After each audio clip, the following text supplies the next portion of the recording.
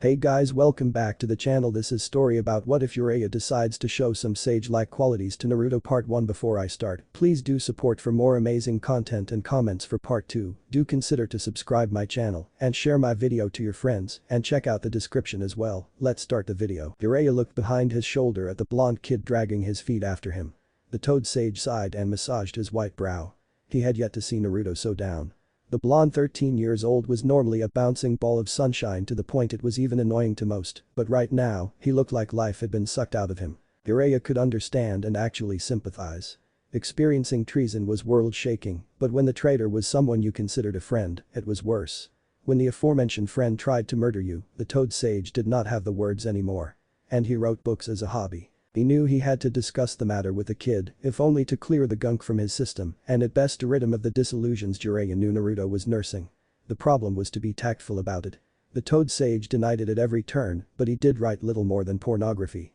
There was nothing tactful about that. The two walked in silence down the dusty road. Jiraiya had no clear goal in mind yet, and there was no point choosing one until Naruto was back on his feet. Walking had, however, the added benefit of helping the toad sage to think. After several hours of rather uncomfortable silence, as far as Jiraiya was concerned at least, the man reached the only logical conclusion available to him. If he wasn't sage enough to talk with Naruto, he would ask someone wiser to help him. It was hurting his pride to admit to that, but after hours of agonizing reflection, Jiraiya found that he refused to do wrong by the kid. He could not any more than he already had. He refused to repeat the mistakes of his own teacher, may Kami have his soul. He refused to abandon the boy again. There was no time for cowardice and inadequacy, not when doing so meant the boy's death. Naruto had been dealt one of the shittiest hand in life Jiraiya had ever seen and had been getting the short end of the stick for too long. The boy deserved anything he could get, and as his teacher, it was Jiraiya's duty to ensure that if Naruto needed a sage would visit him. Jiraiya felt the satisfaction of reaching an important decision and allowed an easy smile to grace his lips. There was agony and hesitation and peace in choice, and the man found he was happy. Allowing his good mood to show, the toad sage started singing one of the numerous ballades he knew. Night eventually came, the sun setting over the immense forest of fire country. Made darker than it really was due to the gigantic trees, the obscurity forced the toad sage and his apprentice to stop. Naruto had been despondent for the entire day, and when the blonde boy finally found sleep, Jiraiya was relieved to not see him lifelessly staring at nothing. The blonde had cerulean blue eyes that looked entirely wrong when empty of their usual spark. Looking over at the boy and giving his sleeping form a sad smile, the toad sage rose and formed a cross with the extended index and middle fingers of both hands. Jiraiya searched within him for his chakra, the mystical energy that allowed him feats impossible for untrained men. With a poof of smoke, a perfect replica of the toad sage came in existence. The original nodded once and departed. Jiraiya walked for a good while, putting as much distance as he could between his camp and the sleeping boy. The technique he was going to use would use a massive amount of chakra, and he did not want to risk waking Naruto up. Reaching a rather large clearing, the man decided it was as good a spot as any other to call for the help he needed. Once again needing his chakra to amplify its strength, Jiraiya spun it within his pathways until it welled immensely, slowly escaping from the tenketsu around his body, despite the tight control he exerted over it, forming a thin halo of light around his form. Suddenly the sage nicked his thumb on a knife and willed the energy through several hand signs before slamming the injured hand on the ground. Smoke exploded upward and engulfed the sage's form as wind blew from the point of impact, shaking the trees around the clearing and making their branches groan in protest. When the smoke cleared, the sage was crouching in front of a toad. A very bizarre toad, as it was propped up on its two back legs, draped in a grey cloak, and sported a white goatee and two very bushy and spiky eyebrows. "Fukasaku-sama," greeted Jiraiya. "Thank you for answering my call." "Good evening, Jiraiya," the toad said in return. "It's rare for you to give me the Sama treatment." "What gives?" The man chuckled sheepishly and scratched a wart on the side of his nose. "I need your help, Pa, and I figured being polite was a good way to go at it." The toad's eyebrows rose in surprise. "I suppose so," Fukasaku said. "It's not often you admit to a shortcoming. Maybe you're starting to be deserving of your self-given title." Jiraiya grimaced and sighed. "Well, about that, we will talk, but I need to start at the beginning. Will you hear me out?" the man asked, almost pleading at the end. The toad smiled. "Of course, Jiraiya. I would be remiss to not offer help to our senior summoner. Speak." Jiraiya breathed out in relief before he let himself fall on his bottom, crossing his legs in front of him before he inhaled deeply. "It's about Naruto." And for the better part of the night, the toad sage talked with his strange interlocutor who stood silent and attentive. His speech slowed by hesitation and shame at first, the man laid down his doubts. He wasn't sure he deserved to be Naruto's master when he had chosen to honor one duty as an excuse to shy away from another, discharging himself from it on his own sensei, breaking a promise. It was then the dam broke, regrets and sorrow flowing along with the words. This choice resulted in the boy being feared and ostracized by the village he had grown up in. The blonde had been alone for the entirety of his 13 years of life, without any real support, despite the crushing burden he was afflicted with. When he finally found a brother, it was only to be betrayed by him. Jiraiya explained how he was afraid Naruto would chase after the traitor like the Toad Sage himself had done when his own brother had fallen to treachery. He explained that he did not know what to do, did not know how to explain, did not know how to steer Naruto away from a path that could be nothing but self-destructive. Through everything, the aged Toad listened, never interrupting his summoner save for a few questions. When Jiraiya eventually finished, Fukasaku looked at the man and smiled gently. You had a lot on your mind but even more on your heart, Jiraiya boy.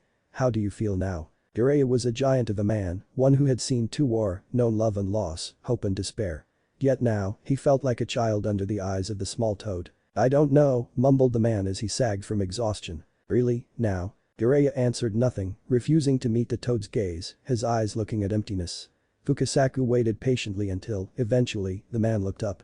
I feel terrible. One oft feels like that when admitting to their perceived faults. A sigh escaped Jiraiya's lips, heavy with remorse. So you do think I failed? No, countered the toad. But you definitely do. And admitting that is the first step to making things better. I do believe you had a moral obligation toward your previous pupil when you accepted to take care of his son were anything to happen to him. The fact you did not do so speaks poorly of you. Another sigh forced its way out of Jiraiya's chest. I also find it admirable that you decided to recognize it and do something about it. Just know that I'm not the one who can absolve you of the fault you committed.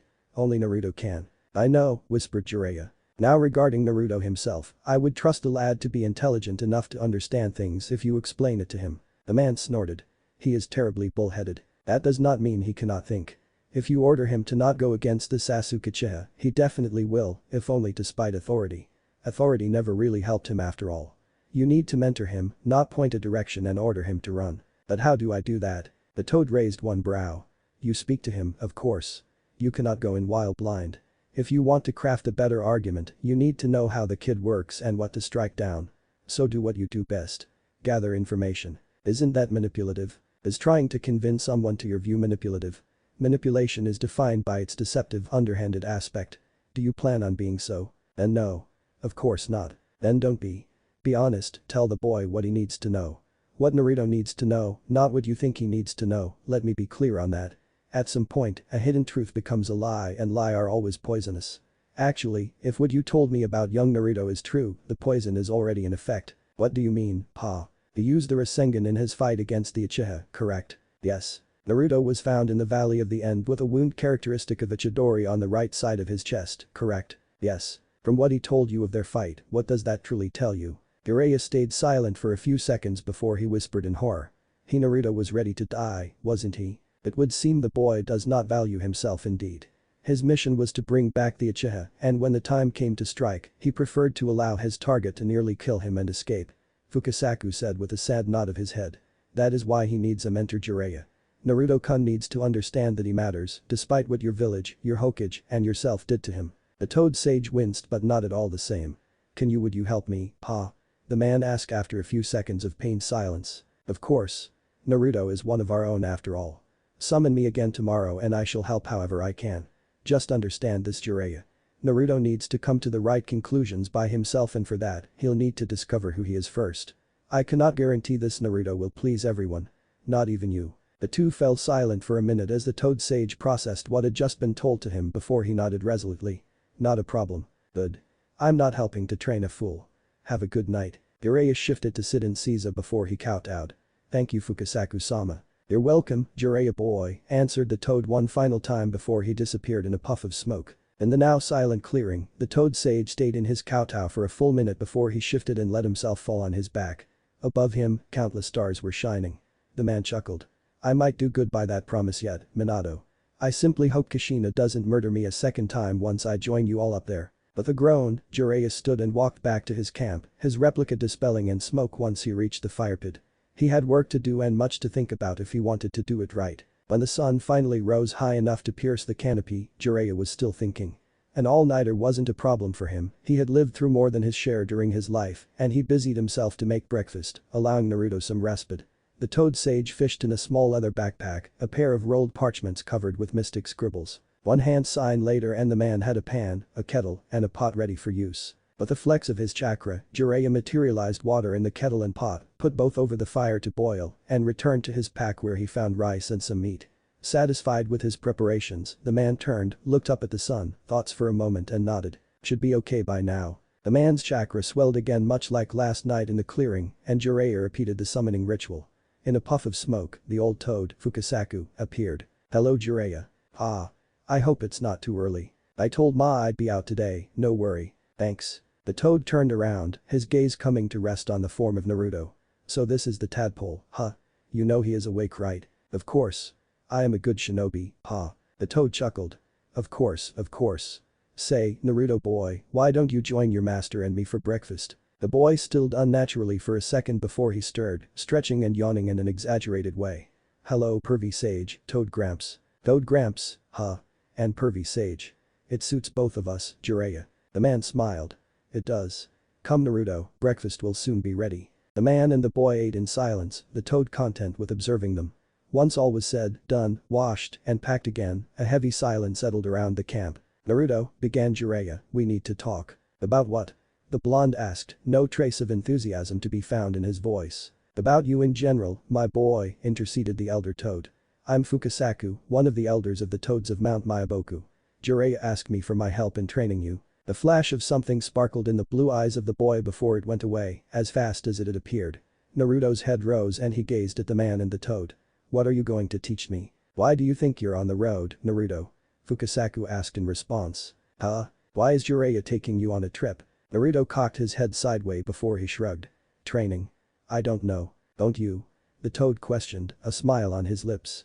"Well, this journey is all about you and your training indeed, but what kind of training do you suppose you will receive?" "Well, enough training to save Sasuke," answered the blonde a bit more animatedly.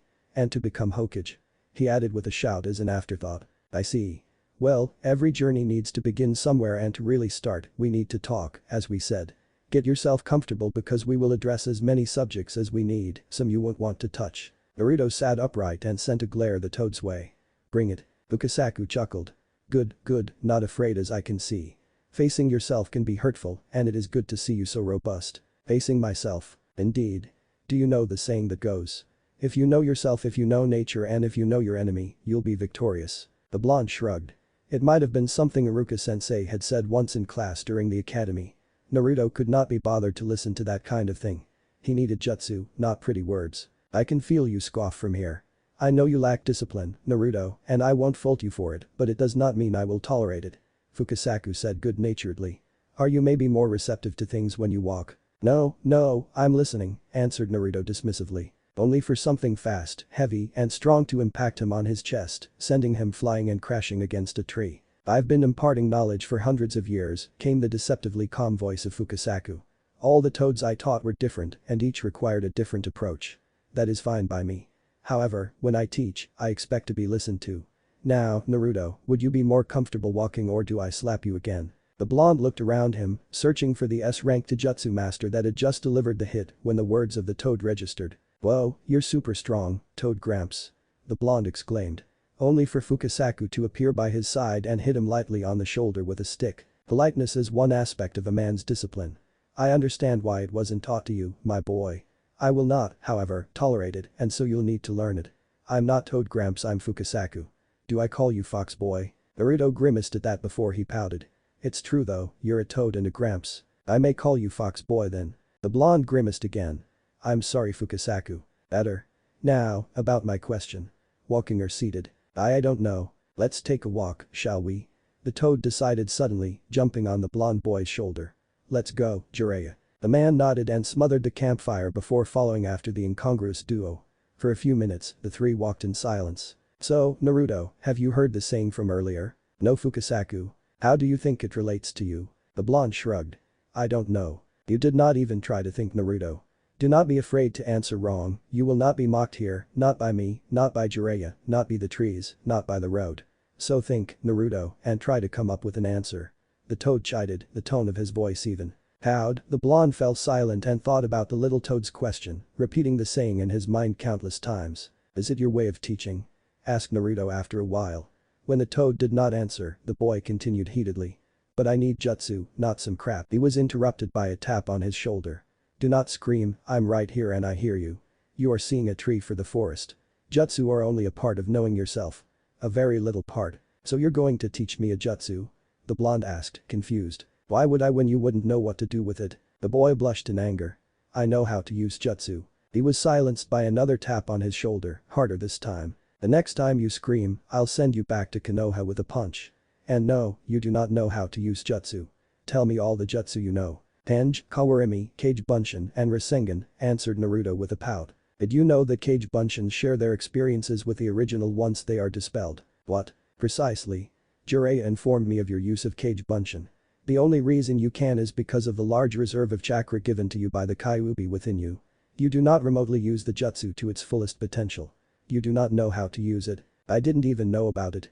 No one told me. And your teachers up until now are mainly at fault for that, but did you try asking questions? Did you try experimenting on your own? No, because you lack discipline. Well, it's not like anyone would have answered my questions anyway, grumbled the blonde. So you gave up before even trying? I thought it was precisely not your style. Naruto sputtered and reddened. Understand this, my boy. You're not at fault for the neglect of your teachers and your caretakers. It does not change the fact that you have shortcomings as a result. You can blame it on them or face forward and work with Jiraiya and me to correct them. The blonde's face morphed into a pout and he put both his hands in his pockets, forming and relaxing his fists for a full minute.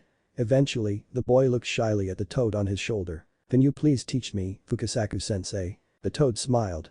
I can. You see, your journey with Jiraiya is a metaphor. Life is a journey through which every one of us goes through and we change in the process. If you listen to us, we can guide you through those changes. Naruto eyed the toad for a moment. But I don't want to change, the boy protested, strangely weirded out at the prospect. Really?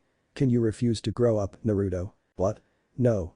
I don't want to stay short. But can you stay a kid forever? Naruto hummed in contemplation. No, if I do I won't be Hokage. He answered eventually. Change itself isn't a bad or a good thing, it just is and it is inevitable. It's up to you to make the best of it. The boy nodded thoughtfully. I'm not sure I get it, but you'll teach me, right? Fukasaku smiled. Indeed. Cool. So what do we begin with?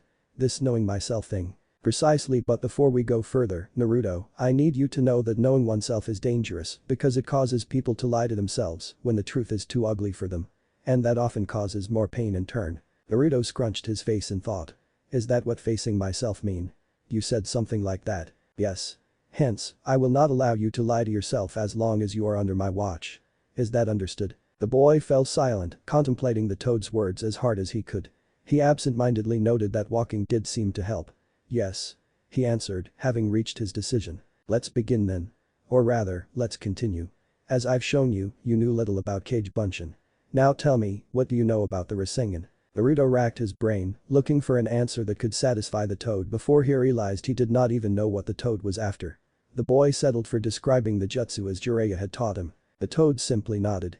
Tell me, Naruto, is a Rasengan less powerful than a Chidori? The blonde winced and his left hand subconsciously clutched his right clavicle. Yes, Naruto answered, only to receive a light tap on his shoulder. What? He asked dejectedly. It's true. Another tap interrupted him. Feeling the heat of anger rise and well with his chest, Naruto huffed through his tightened jaw. It's not my fault Sasuke's attack beat. Another tap stopped him in his tracks and the boy exploded. What do you want me to say? I couldn't. A strike to the stomach silenced the boy by folding him in two. I said I would not tolerate you screaming in my ears. I also said I would keep you from lying to yourself. Is a Rasengan less powerful than a Chidori?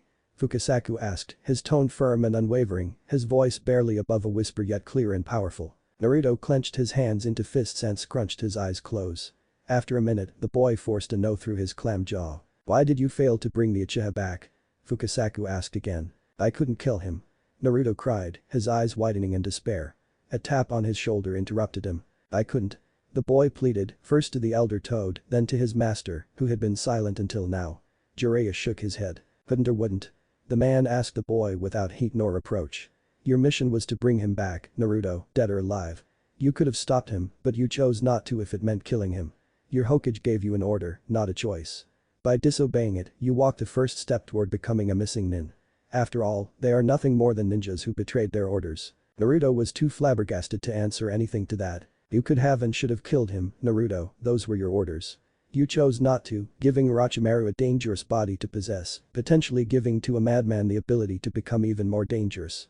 Not to Konohagakure but to the entire world. But I couldn't kill my teammate. Naruto cried desperately, tears streaming down his face. Jiraiya sighed and Fukasaku neared the blonde boy, resting one palmed hand on his knee. I know how much it hurts Naruto to have a teammate turning rogue. But that's exactly the point. By turning rogue, he ceased to be your teammate. He endangered the lives of many ninjas of Konoha, yours included. His life is not more important than the 5 who nearly died going after him. His life is not more important than yours, Naruto. But he is my friend. The blonde protested heatedly, swallowing his tears.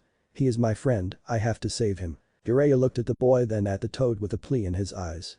That was what he did not know how to solve. That was what he did not know how to talk about. Tell me, Naruto, said Fukasaku. Why was Sasuke your friend? The blonde fell silent, apparently collecting himself. Because he knows the pain. He is alone and he knows what it means. The boy answered in a whisper and with a sniffle. But has he ever acted as a friend? Has he ever been supportive? Has he ever helped you? Sharing one's pain makes it easier to sympathize with them, but it does not make them a friend. So, Naruto, was the Uchiha your friend? He acknowledged me. Did he? Or was he simply jealous? Did he respect you or was he trying to put you down? Did he even hesitate like you did when he hurt you? Tell me, was he your friend, Naruto? I am his. But was he yours? Yes, answered Naruto lifelessly. Nothing answered him but silence. He waited for the tap on his shoulder, but it did not come. He waited, and the lie became uglier and uglier under the light of truth. No, he corrected eventually in a whisper. No, he repeated, sadly and bitterly this time. He wasn't a friend. I don't have friends anyway. He continued, his throat so tight it was hurting. You'd be friend with the dead last. Jiraiya squeezed the boy's shoulder. Do not sell yourself short, Naruto. Shikamaru Nara, Akamichi Choji, Konohamaru Sarutobi are all people who respect you. Even this Neji kid and Rock Lee, the Taijutsu nutcase, respect you. That's a proper foundation for friendship. The man offered reassuringly. Naruto just buried his face in the larger man's red haori and cried his heart out. Jiraiya felt guilt well inside him, as well as anger. If Naruto had been properly raised, if he had known what friendship was like, if he, Jiraiya, had been there, if his sensei had done his job as the Hokage. It felt petty to assign blame, but the man could not help it. He could not admit all of it was his own fault. He was not even sure it was in the first place. I think we have worked on the self enough for today, said Fukasaku gently, hoping on Jiraiya's shoulder and looking at the man knowingly. Jiraiya eyed Naruto as he ate his breakfast. The kid looked exhausted, his blue eyes were shadowed by the deep mark characteristic of lack of sleep, and his face was marred by a somber look. The toad sage had obviously heard his apprentice toss and turn for the entire night, apparently incapable of finding his place of rest. He had a rough idea of what was going on in the boy's mind, and he knew it was not pleasant. Jiraiya ruminated on Fukasaku's words as he chewed on whatever he had put together this morning. Facing oneself was indeed not easy and painful. It had to be doubly so for Naruto. The disheveled blonde combed a hair through his hair and with a sigh of mixed disgust and annoyance, dropped his food on the ground before getting up and searching through his backpack. With a grunt, the boy fished a cup of instant ramen from the depths of the haversack. Jiraiya could not help but cock one of his eyebrow at the sight. He kept to himself as Naruto left to fetch some water and observed silently when the boy put the kettle over the fire, waiting for its whistle. A few minutes later, Naruto poured the boiling water in his cup and played the waiting game again, his face scrunched in apparent displeasure. The toad sage chuckled. He looked so much like his mother right now, it was not even funny. Jiraiya did not know why he was even laughing. A pang of hurt from a wound that had never healed made him shudder, and the man had to blink. The thought led him to more unpleasant considerations. He had pulled a second all-nighter himself, agonizing yet again about what he was going to tell the boy. Naruto was a young boy becoming an adult, a ninja. What was more, Jiraiya could not keep coddling him. Not that the boy had ever been coddled, the toad sage muttered to himself. His sensei had kept the boy's burden a secret from Naruto until a traitor had taken advantage of it, nearly killing his godson in the act. That was not coddling, that was not protecting. That was putting Naruto in danger, and what for? The guilt that weighed on his heart in an effort to crush it was Jiraiya's answer. Why had his sensei not revealed the secret earlier, taken the bull by its horns, when the little he had done had so obviously failed? Jiraiya had contemplated the question for the entire night, and his conclusions had been highly unpleasant. He refused to believe his sensei could be so hypocritical, but after all, the village comes first had been the code the man had lived by. If the price to pay was one little boy, Jiraiya huffed and shook his head. It was pointless to contemplate the deeds of dead men. The important was the now, the important was the people who were still alive. A slurping sound broke the toad sage from his musing, and he gazed as his godson inhaled noodles with a look of pure concentration on his face, all traces of his previously dark disposition completely gone and replaced by simple contentment. Jiraiya decided to take advantage of the boy's apparently better disposition. "What do you want to do today, Naruto?" "Huh?" The boy sent the toad sage a confused look. "For training." "What do you want to train in?" Naruto slowly slurped the noodles that were hanging from his lips and chewed slowly before swallowed it down. "Don't you tell me what to do, pervy sage?" Jiraiya shook his head. "No. Do you know why?" The boy reflexively shrugged his shoulders to show his ignorance. The toad sage frowned minutely. "Naruto." "Yeah, what is it?" The blonde boy answered in between two mouthfuls of ramen. "Why do you do that?" Jiraiya asked, keeping his voice neutral and doing his best to radiate patience. Taking a solid stick, he stirred the ashes and awoke the fire. "What? I ask you a question yet rather than to try and answer it, you immediately say that you don't know. Why?" The toad sage clarified, his voice still carefully blank, looking at the blonde boy intently from the corner of his eyes. Naruto's face visibly darkened again and he stopped his meal. Jiraiya was strangely grateful, the sound of noodles being slurped up was grating. "'Cause I don't know the answer, obviously." The boy muttered aloud with a sulky expression. "You do not attempt to look for it," corrected Jiraiya with all the gentleness he could summon, looking from the fire to the boy. "I would like to know why. I'm the dead last, remember? I'm too stupid to come up with answers, that's Sakura's job." The toad sage frowned and reclined on his seat an upturned tree stump. "I was the dead last too, you know." Surprise widened Naruto's blue eyes and his mouth arched in a disbelieving "oh," his sour mood momentarily forgotten. Jiraiya chuckled. "Yep, dead last. The class clown. I'm an orphan like you, so anything was good to get noticed." Naruto kept silent, drinking the words of his teacher like they were the sweetest things he had ever drank. A small comforting warmth blossomed in his chest. His teacher knew. "It was war though, so I was let out of the academy early with Tsunade and Orochimaru." Jiraiya continued, a wistful expression painted on his face. "And Hiruzen Sarutobi became our leader." The blonde boy simply stayed silent, but the toad sage could see that Naruto was hanging at his every word. "Our sensei was also the Hokage though, so we had to rely on ourselves a lot. Orochimaru, he is a genius, you know. Everything came easily to him. Tsunade isn't a half-wit either, and she had her family to support her. Me on the other hand, I had no one, and I had spent too much time clowning around to have the necessary discipline and method to become a good ninja." Silence fell on the clearing as Jiraiya saw the ghosts of a distant past dance in front of his eyes, reflected in the indifferent joy of the crackling fire. Naruto swallowed thickly, waiting for the rest. "I was like you. I didn't even try to find the answer to the questions I was asked. Because if I didn't, then someone would come take care of me and explain to me. They would pay attention to me. With sensei, however, it wasn't possible. Between his duty as the Hokage and his two other students, he couldn't give me his full time." A piece of wood cracked and splintered in its middle. "I was resentful at first. Orochimaru didn't need sensei, he was a genius anyway, and Tsunade had the support of her family. Sensei should have been here for me. It was only fair. That's what I thought at least." "What then?" Naruto prodded, curiosity winning over modesty. "It took 2 years. We were 8 and the war dwindled in its intensity even if it did not stop, and sensei took me for a month.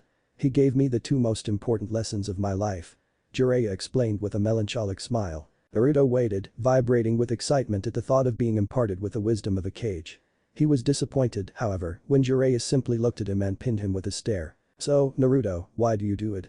the toad sage asked, repeating his original question. The blonde boy sputtered and recoiled before he averted his eyes, his face marred with a scowl. "I told you, I'm stupid anyways." Jiraiya sighed. "I know it is painful for you, Naruto, but it's not a weakness to admit to your feelings. It is also part of your training, remember?" The scowls deepened and the blonde gritted his teeth, his hands clenching nervously into fists. "You can take your time to think about it. Just know that I won't teach you anything until you answer. As a man, you'll need to answer the questions on your own." Jiraiya rose from his seated position on the ground and dusted himself before he fished for a little notebook and pencil in his own haversack. Flipping through the pages, he mumbled some incomprehensible things and giggled when he found what he was looking for. "I'll be by the river riding if you want to talk," he offered, only for Naruto to twist and turn his back on him. Deciding it wise to allow the boy time and space for reflection and maybe vent what he was feeling, the man walked away from the clearing. Naruto waited for a full minute after Jiraiya was gone and until he could not sense the man before he jumped on his feet and crossed his fingers. Smoke erupted from nowhere and a dozen replicas of the blonde appeared when it dissipated. "What does he know, huh? What does he know?" the original boy exclaimed suddenly. "He isn't like me. He screamed himself hoarse before turning a glare to one of his clones. With a scream of rage, he lunged at himself and punched hard. The replica exploded in smoke at the hit and the others bellowed a war cry before piling up on Naruto in a brutal melee. Hidden in a tree, Jiraiya and Fukasaku were looking at the violent brawl with a critical eye. If I wasn't against doing barstool psychology, I would say this is an accurate metaphor of what the boy is going through, Jiraiya said without a hint of humor in his voice. The elderly toad chuckled nonetheless. Really, now? And what is he going through? He is fighting himself. Fukasaku cocked one bushy wide eyebrow. Is he? Jiraiya tore his gaze from the sight of his apprentice pitted against himself and eyed the toad. You're saying he isn't? He asked incredulously, gesturing toward the scene. I'm saying I don't do barstool psychology. The toad deadpanned. That got a chuckle from the toad sage. You got me here. There is no doubt Naruto boy is conflicted, but that is expected. However, do not confuse your experiences with his. You certainly did not live his life. Jiraiya nodded. Will you be here tomorrow? Of course. Now if you'll excuse me, Bunta asked me to help him with young Kishi. It seems younglings take reluctantly to philosophy. The toad explained with a mirthful little grin. Jiraiya groaned as the toad disappeared in a burst of smoke, returning to the sacred lands of Mount Myaboku. The toad sage darted from his roost in the tree and walked toward the river, already sketching lewd things in his little notebook. When the following day came, Jiraiya saw Naruto was even more exhausted than the day before. The dark marks over his eyes were deep and the boy was only up because his body had reflexively started awake. He was visibly nodding off. The toad sage chewed on his breakfast before he summoned Fukasaku once again. The toad had a spring in his step when he sauntered toward the camp. The philosophy lesson was successful. Jiraiya asked with a small grin and a cocked eyebrow. Very. Young Kishi shows promises when he is properly motivated. The toad sage chuckled. You hid his sweets, didn't you? Precisely, answered the elder toad, popping a small round something in his mouth. Exquisite. How are you today, Naruto boy? The toad asked, having reached the campfire in front of which Naruto was fighting to stay awake. The blonde mumbled something that ended with Fukasaku-sensei and blinked fast to stay awake. The toad hummed. Why don't you go back to sleep, my boy? We won't achieve anything with you like that. The blonde growled something in a yawn. Can't. Must train. With what energy? No, Naruto. Sleep and you can train once you are rested. Naruto rose from his seat abruptly, glaring at the elder toad. I'm fine, he protested venomously, crossing his arms in front of his chest. You're obviously not. You can barely stay on your feet and the lack of sleep is making you aggressive. You won't learn anything like this, only exhaust yourself more. Fukasaku rebuked before turning away and nodding to Jiraiya. Wait. The call stopped the elder toad in his tracks and made him turn. Naruto was looking at him pleadingly, his arms uselessly hanging by his side, tears of fatigue glistening in his eyes. Please. I can't sleep. I close my eyes and I see him. He stabs me again and again and again. The boy's voice broke, strained by the exhaustion into a dying murmur. His head was throbbing, his throat was painfully tight, constricted by an urge to cry his complete weariness. The dam broke when Jiraiya enlisted the boy with his strong arms and pressed him against his chest. There. It's okay to cry, Naruto. It's okay, soothed the man gently, rubbing the blonde boy in circles. When Naruto awoke, the heavenly arch was sprinkled with countless stars, all shining brightly. He felt warm and relaxed, rested. He turned on his side and stared into the dancing flames of the little fire camp. His nose tingled and twitched when the rich smell of food caressed his nostrils. How do you feel? Naruto started slightly at the sound of Jiraiya's voice. It had been so peaceful, he had not even felt the man seated beside him. The blonde stretched. Better. He admitted. Pervy sage, about earlier. When I first killed a man, interrupted Jiraiya, I had nightmares for a week. Naruto fell silent and accepted the piece of information for what it meant. It's okay. The boy swallowed thickly and sat himself up next to his teacher. Silence fell between the two, colored only by the sounds of the forest. Here the melodious song of an owl, there the rustling of a bush, and sometimes a shrill cry. What are those? Naruto questioned. Those what? Jiraiya asked in return, playing with the fire. Those weird whistling sounds. Oh. Bats. They hunt with sound, or so Fukasaku says. The blonde's eyes widened in wonder. Really? Yup. You can ask him more tomorrow if you want. Naruto fell silent for a few seconds. He knows a lot, doesn't he? Fukasaku. More than you can hope to learn in your entire life. He is old, you know, one of the oldest toads of Mount Myaboku. He is really Toad Gramps, then, Naruto said petulantly, a small smile curving his lips nonetheless. The gears in the brain of the boy took another second to work the meaning of his teacher's words. Wait, he isn't the oldest. He exclaimed suddenly. Amamaru, the farseer, is. He is also completely senile. Senile? Jiraiya pointed at his temple with his index finger and moved it in circles. He is not all there in the head. So he is like crazy old, but for real. The toad sage chuckled. Yup, you can say that. He is always smoking his pipe, if he doesn't, he slobbers everywhere. Yuck. Naruto grimaced. The thought of a giant toad covering everything in viscous saliva was not appealing. Don't tell anyone I said that. The man said seriously. Naruto grinned. I dunno. Maybe if you stop peeping on women, I'll consider it. Jiraiya jumped on his feet, an exaggerated expression of hurt on his face, and pointed an accusing finger at the boy. You'd blackmail your teacher. You have really no respect for your elders. Naruto jumped up himself. Not when they are pervy. It's not perving, it's art. It's totally not. Is too. The sage retorted childishly. Is not. The boy accused in the same way. The two glared at each other for a minute, fire and lightning erupting from their eyes. Suddenly, Jiraiya chuckled, and it rapidly devolved in a full belly laugh. The mirth was contagious as soon enough, Naruto started laughing too. The toad sage plopped back down on the stump that he was using as a seat and wiped a tear before staring at the fire. The blonde's laughing fit calmed eventually, and as he slowly collected himself, he looked at his teacher. Naruto startled at the long face Jiraiya was making. The man was unseeing, his gaze darkened and lost in recollections of memories reflected by the fire, images of the past only he could see. Pervy sage. The man took a long shuddering breath. We used to have the same argument with your mother. The world stopped and slapped Naruto in the face. Air was caught in his throat, refusing to permeate his lungs. His heart was drumming against his ears. His knees were suddenly made of wool, and the blonde had to sit down. What? It came out as a whisper, so low not even he heard it. Her name was Kushina. Kushina Uzumaki, and she was one fiery woman, explained Jiraiya. And suddenly, the toad sage was retelling to the sun the many feats and exploits of the mother. The moon rose, went down, the sky turned, and the stars danced to the infinite tune of time, and it was morning when Jiraiya stopped speaking. Naruto had the feeling his head was ready to explode. His ears were buzzing, his throat was dry and hurting, his eyes blind and wet, but worst of all, his heart was trying to tear itself in several pieces. He had a hand clenched over his chest, feeling out his flesh desperately for the hole that had been drilled through it, trying to keep the wound closed, but nothing worked. He had a mother. Everyone had a mother, that was so obvious. Naruto, however, was that boy.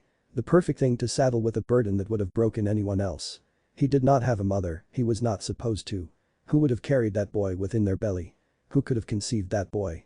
Who would have even wanted that boy? He was no one, spawned from the fire fanned by the Kyuubi's flaming tails. He howled. Tears were burning his cheeks and a sob racked his body so hard he had to curve in a ball to contain the hurt. He had a mother. He had dreamed of one, beautiful and gentle and strong and caring, and turning her back on him, screaming that he was not a boy, her face morphing into a nightmarish vision only his mind could conjure. He had searched the Uzumaki name through countless scrolls only to find nothing. He was no one, spawned from the pyre lit by the Kyuubi's fiery breath. Strong hands ensnared his shoulders and pulled him against something steady. He cried and trashed and screamed until the bloated well of sorrow was exhausted. He had been denied at every turn, never answered in his quest for her. Fleeting ghost, unknown fairy, she had escaped him again and again until he had grown tired. Until he had been convinced that he was nothing but that boy. Until he had accepted that he was no one, spawned by the smoldering remains of the Kyuubi's attack. He had a mother. Naruto fell asleep, his face marred with tears and his throat sore, but with a smile on his lips. Jiraiya considered himself a man difficult and slow to anger, and as a matter of fact, he was rarely ever mad. Out of his two teammates, he was definitely the calmest. Today, however, his blood was boiling with both fury and remorse at the sight of his godson tucked against him under a cover and gripping his left arm in his sleep. No 13-year-old adolescent should behave like this. For all intent and purpose, he was still a stranger to the boy, and the blonde should never have felt comfortable enough to sleep like that yet. However, Naruto was so starved of contact that he immediately sought it out at the first sign it was okay for him to do so. So at this moment, Jiraiya was mad like he had never been before. At himself, at the villagers, at his sensei, at the world, at the Yondaime Hokage, and at himself mainly because he should have been here. Had he raised a boy as he had promised, Naruto would not be this frightened child in an adolescent body. He was here now, but it certainly did not assuage his guilt. He could not help but wonder if it mattered. He was here now, so all was good, was that it? No, not when he had given his word to be there then. He had been wanted for 13 years, his cruel absence damning a boy he should have cared for like a grandson. He had other duties, the grief had been too heavy, the Hokage needed him in the field. It had not taken a lot of convincing to sway him away from the one responsibility that should have mattered above the others. Being seen with Naruto would have put the boy in danger. It had been his sensei's favorite argument. The white-haired man scoffed. He was a spy master. If there were something he knew how to do better than most, it was to disappear. It would have been enough to spend time with the boy in a remote part of the village. Anyhow, Naruto had inherited the Uzumaki name, a clan three of the most powerful nations had genocided to the last grown adult in fear of their prowesses. Being named Naruto Uzumaki was a danger in itself, the spiral the boy wore on the back of his jacket a perfect target. Yet, no assassin had ever been sent after the boy. The other hidden villages had lost a war, but not their dignity as shinobi. They had endured the defeat and decided that assassinating a babe was below them. Jiraiya was supposed to be a warrior, a shinobi too. Losing someone was not an excuse to flee, more so when there was someone left. The truth was that he had not lived up to his title. The boy and he could have been a family together, and because he missed that, Jiraiya was seeing firsthand that all was not good. Rotten leaves, the boy had had a breakdown when he had told him about his mother. No orphan should react like that when told about one of their parents. The toad sage took a deep, slow breath and shifted minutely, careful to not wake Naruto up. He was not going to allow himself to harm the boy any further. He did not swear it, the chemist knew how little he apparently thought of his words. This time, he was simply going to do it. It took another hour for Naruto to stir and wake up. The boy scrunched his face before he yawned wide enough to unhinge his jaw. He pressed the palm of his hands against his eyes to clean them from the crust of sleep. "You slept well?" The blonde startled at the question, the voice coming from strangely close to him. Only now did Naruto realize how he was nestled against Jiraiya. He felt shame coloring his cheeks and scratched the back of his head. He had had a pleasant and restful night free from the nightmares that had been haunting him. It was his first peaceful night of sleep since 3 days or so. He smiled hesitantly at his teacher and nodded, but his eyes never fully met Jiraiya's. Naruto's features shifted into a frown, his brow furrowed in quiet contemplation. It was the first time ever he had slept this well. Sasuke was not the first who had encroached and darkened his dreams. Nighttime was the moment his fears surged, free of the control he kept on them during the day. "Yeah," answered the boy eventually. The two busied themselves with breakfast. This time, Naruto ate his food with much more enthusiasm than the day before, even if still in a subdued manner that was not befitting him. Once they were done, Jiraiya took a deep breath and decided to prod his student once again. "So, Naruto, what do you want to train in today?" The boy shrugged. The toad sage was more and more certain that it was a reflex before he looked down at his feet. Jiraiya felt a headache build behind his eyes, and he massaged his temples. What had happened to the boy for him to be so incapable of formulating his own answers? It was like the blonde was afraid of using his brain to think. "Naruto?" the tall man asked as gently as he knew how to. The blonde looked up at him, and while his face was closed off and defiant much like the day before, his eyes held a pleading light. The toad sage knew this look, it was one of fragility and uncertainty. Jiraiya narrowed his eyes. There was something he was missing, something incredibly important, something that weighed on his godson like a chain. He exhaled slowly. "I do not want to force you, Naruto," said the toad sage, radiating patience, "but whatever you do not want to tell me is stifling you right now. Speaking can help, you know." Naruto swallowed thickly and nodded, his face pale and void of his usual sunny disposition. A disposition that was becoming less and less common. Jiraiya looked at the boy intently. "Should I tell you about your mom a bit more?" The boy immediately smiled at the mention of more knowledge concerning his mother and nodded happily, the downcast look at distant memory. Jiraiya narrowed his eyes further for a second. "Weird." The toad sage took a deep breath and racked his brain for what tidbits he could tell the boy for now. He had to be careful not to mention Naruto's father. The blonde was too fragile to take the news right now.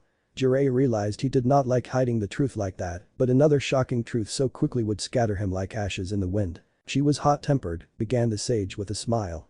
"You got that from her, I swear. Stubborn to a fault, brash, always ready for a fight." Naruto beamed. Those weren't exactly qualities a ninja required, and usually, they were thrown at his face like insults, but he could not be prouder right now. He was like his mother and that was all that mattered. Kushina was also most caring to those precious to her. "I see that side of her in you, too. Not that your father did not contribute to that." The smile on Naruto's face widened. It slowly dwindled and morphed into an anxious frown. The boy fidgeted for a second before asking the question that was occupying his mind. "Did she want me?" he whispered fearfully. Jiraiya offered him a feeble crooked smile and looked at him with shining eyes. "She was so excited." He breathed out in a shuddering voice. "From the moment she learned she was with you, it was like her birthday was happening every day." Naruto had to blink desperately, doing his best to keep the tears at bay as they fought to escape. He did not want to cry, it was a happy thing to be so desired by his mother, it was the balm to his one of his most painful wound. He forced a smile on his lips but sobbed in relief instead. "She had your crib ready the next day," said Jiraiya in a broken voice. "It was orange, for Leaf's sake. An ugly-ass orange crib." The man tried to laugh, but his throat was tight and hurting, and it came out hoarse and sawed. Don't diss the orange," answered Naruto defiantly with a sniff, his own voice barely coming out. "I'm not," responded the sage in a murmur with tears rolling down his face. "I'm not." Once the two calmed down, Jiraiya kept telling the boy as much as he could remember. When the morning came to an end, Naruto had a rather clear picture of his mother in his head. She was a beautiful woman with red hair that floated around when she was angry, her sweet violent eyes turning to amethyst if there was an enemy to be slain. She had been incredibly powerful as well, and her legacy was that of a fierce warrior with many talents. It was past midday when Jiraiya rose from his seat and motioned Naruto to imitate him. "We're going to go hunting," the sage informed. "Hunting? We have food though," Naruto remarked, a bit puzzled but relieved his teacher was taking charge nonetheless. "Yes, but hunting allows for multiple learning opportunities," explained Jiraiya. "Also, fresh meat is better than dried jerky," the man added after a second's thought. Without further ado, the young boy and the man exited the clearing of the camp to enter the foliage of the Fire Country forest.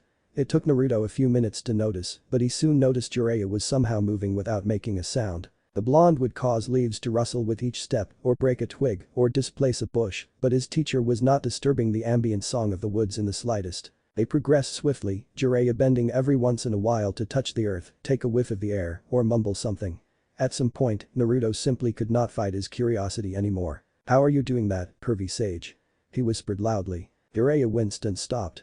One could count on Kushina's son to be deafening even when murmuring.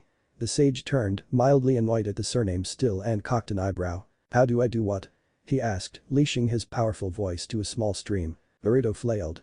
"Like, you're totally silent." Jiraiya hummed pensively. He really had to test what were the problem's boundaries. "What do you think?" he asked. Naruto immediately clammed up and looked away. "I don't know," the blonde shrugged. The sage sighed minutely, too low to be heard. The boy refused to hazard even a simple guess. He asked with enthusiasm, could answer a yes or no question, followed with attention, but for some reason, using his brain to formulate an answer to something that required him to think was impossible. The boy was afraid of doing so. What in the rotten leaves was happening to his godson? Shaking his head, Jiraiya decided to let it go once again. He would need to discuss it with Fukasaku. A good ninja was one that followed order, but an excellent shinobi was one who could think on their own 2 feet.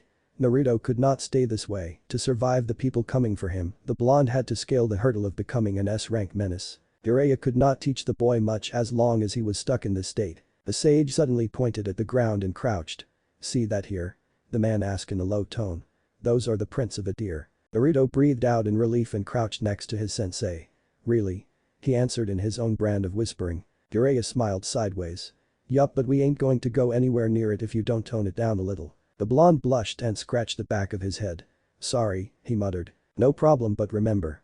A good shinobi is a silent shinobi." The afternoon was spent trailing in the forest, Jiraiya teaching his lone student the ropes of tracking, the way to identify different animals, the name of various trees, the properties of a multitude of mushrooms, flowers, and berries. Naruto simply marveled at the well of knowledge his teacher appeared to possess and decided to do his best to gratefully absorb as much of it as he could.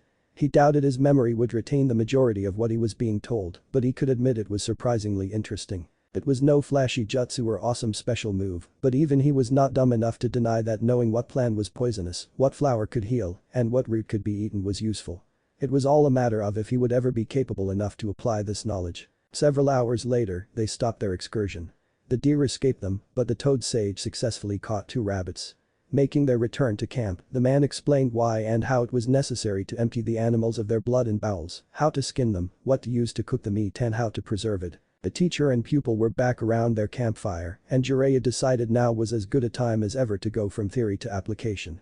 After all, it was by doing one perfected a craft, he was convinced of it, and it seemed to be especially true for Naruto anyways. Under the focused gaze of his student, the toad sage killed the rabbit by twisting its neck and prepared the animal. After a few stretched seconds of hesitation, the boy imitated the motions as best as he could, not completely tearing the hide apart. "Pretending to be a hunter selling raw hides and meat is a useful cover for a shinobi," said Jiraiya suddenly. "If you ever have to travel without being spotted, you'll need an alibi, a role to play. The hunter is a useful one, it allows you to disappear in the wood without people asking questions about it, and it comes with a lot of useful knowledge." Naruto grunted absent-mindedly, observing the blood of the rabbit on his hands. It was already lukewarm, smelled of iron, and felt gross on his skin. He had already seen blood, of course, he had been winded numerous times. However, it was the first time he had ended a life of any kind. He kept wondering if it would feel even remotely the same to kill another man. A hand on his shoulder interrupted his musing and he looked up at the worried face of his teacher. "Everything alright, Naruto?" The boy nodded and offered a lopsided smile to the white-haired man who frowned. "You know you can. It's the first time I kill," blurted out the blonde. Jiraiya internally winced. "Why didn't you tell me anything?" he asked in a neutral tone. The blonde caught himself before he could scratch the back of his head and mumbled something under his breath. The toad sage waited patiently for the boy to repeat himself. I wanted to know if I could do it," Naruto said eventually. Jiraiya nodded. "How do you feel?" The blonde shook his head. I dunno gross." "Is it the same?" the boy asked. As Jiraiya did not answer, Naruto clarified his thought in a small voice. "Killing another man I mean." The sage took a deep breath and slowly exhaled the air trapped in his lungs. He hummed for a minute, evidently considering his answer with great care. "It will depend on you," said the white-haired man eventually. "Some do not see a difference, others insist there is one. Killing is killing, it is the most final action you can take toward another living being. It must never become something casual." A minute of silence settled between the two. "I don't like it," said Naruto. The toad sage gave the boy's shoulder a squeeze. "As a man, it is rather a good thing. However, remember that a good shinobi is a ruthless shinobi. You'll have to kill those your duty points you to." Naruto shuddered and darkened. "I don't like that." He could still remember this terrifying moment where he had thought Sasuke killed by Haku. This second of pure, unadulterated horror of seeing his comrade lying lifeless at his feet, then the sensation something had been ripped out of him. Killing others meant he would make people feel like that. He also remembered the anger, the boiling rage coursing through his veins, the thirst for the enemy's own blood, the urge to avenge his fallen teammate. That love could morph into hate and fuel it just like that was a truly frightening thought. "I don't like that," repeated Naruto. Jiraiya sighed. "I don't like it either." The toad sage then demonstrated how to prepare meat to preserve it before he sealed Naruto's rabbit in a scroll. Storage scrolls distort time, but there is no way to stop it truly. That's why you still have to use a generous dose of salt. The man brandished the scroll. "It will be good for a year." Naruto's mouth shifted into a small O of awe and he nodded. "Can you teach me how to do that, sensei?" Considering his fridge was always out of order, it seemed like a useful skill to have. And he was on the road for now, so it was actually a skill he needed. The white-haired man smiled. "Will do." Uzumakas were very talented in seal making. The blonde's eyes widened and he beamed happily. If seal crafting was something his clan mastered, then it was another reason to learn it. He had always heard Fuinjutsu was extremely complicated though. The thoughts made him frown, he would probably never reach the Uzumaki's level of mastery. "Let's prepare this one for tonight, shall we?" Naruto's stomach growled in anticipation, and he nodded. Due to going on a hunt, they had not eaten more than a few berries, and he had to admit he was famished. He observed with fascination as Jiraiya busied himself around the various pans he had disposed over the fire, like he actually knew what he was doing. The blonde's initial disbelief morphed into respect when a divine smell rose and tickled his nose, making him salivate. The rabbit stew, accompanied by a few roots Jiraiya called potatoes and some wild leeks, put stars in the boy's eyes. "You know how to cook, sensei?" Naruto exclaimed after the first mouthful, his face displaying his admiration for the world to see before he focused back on his plate.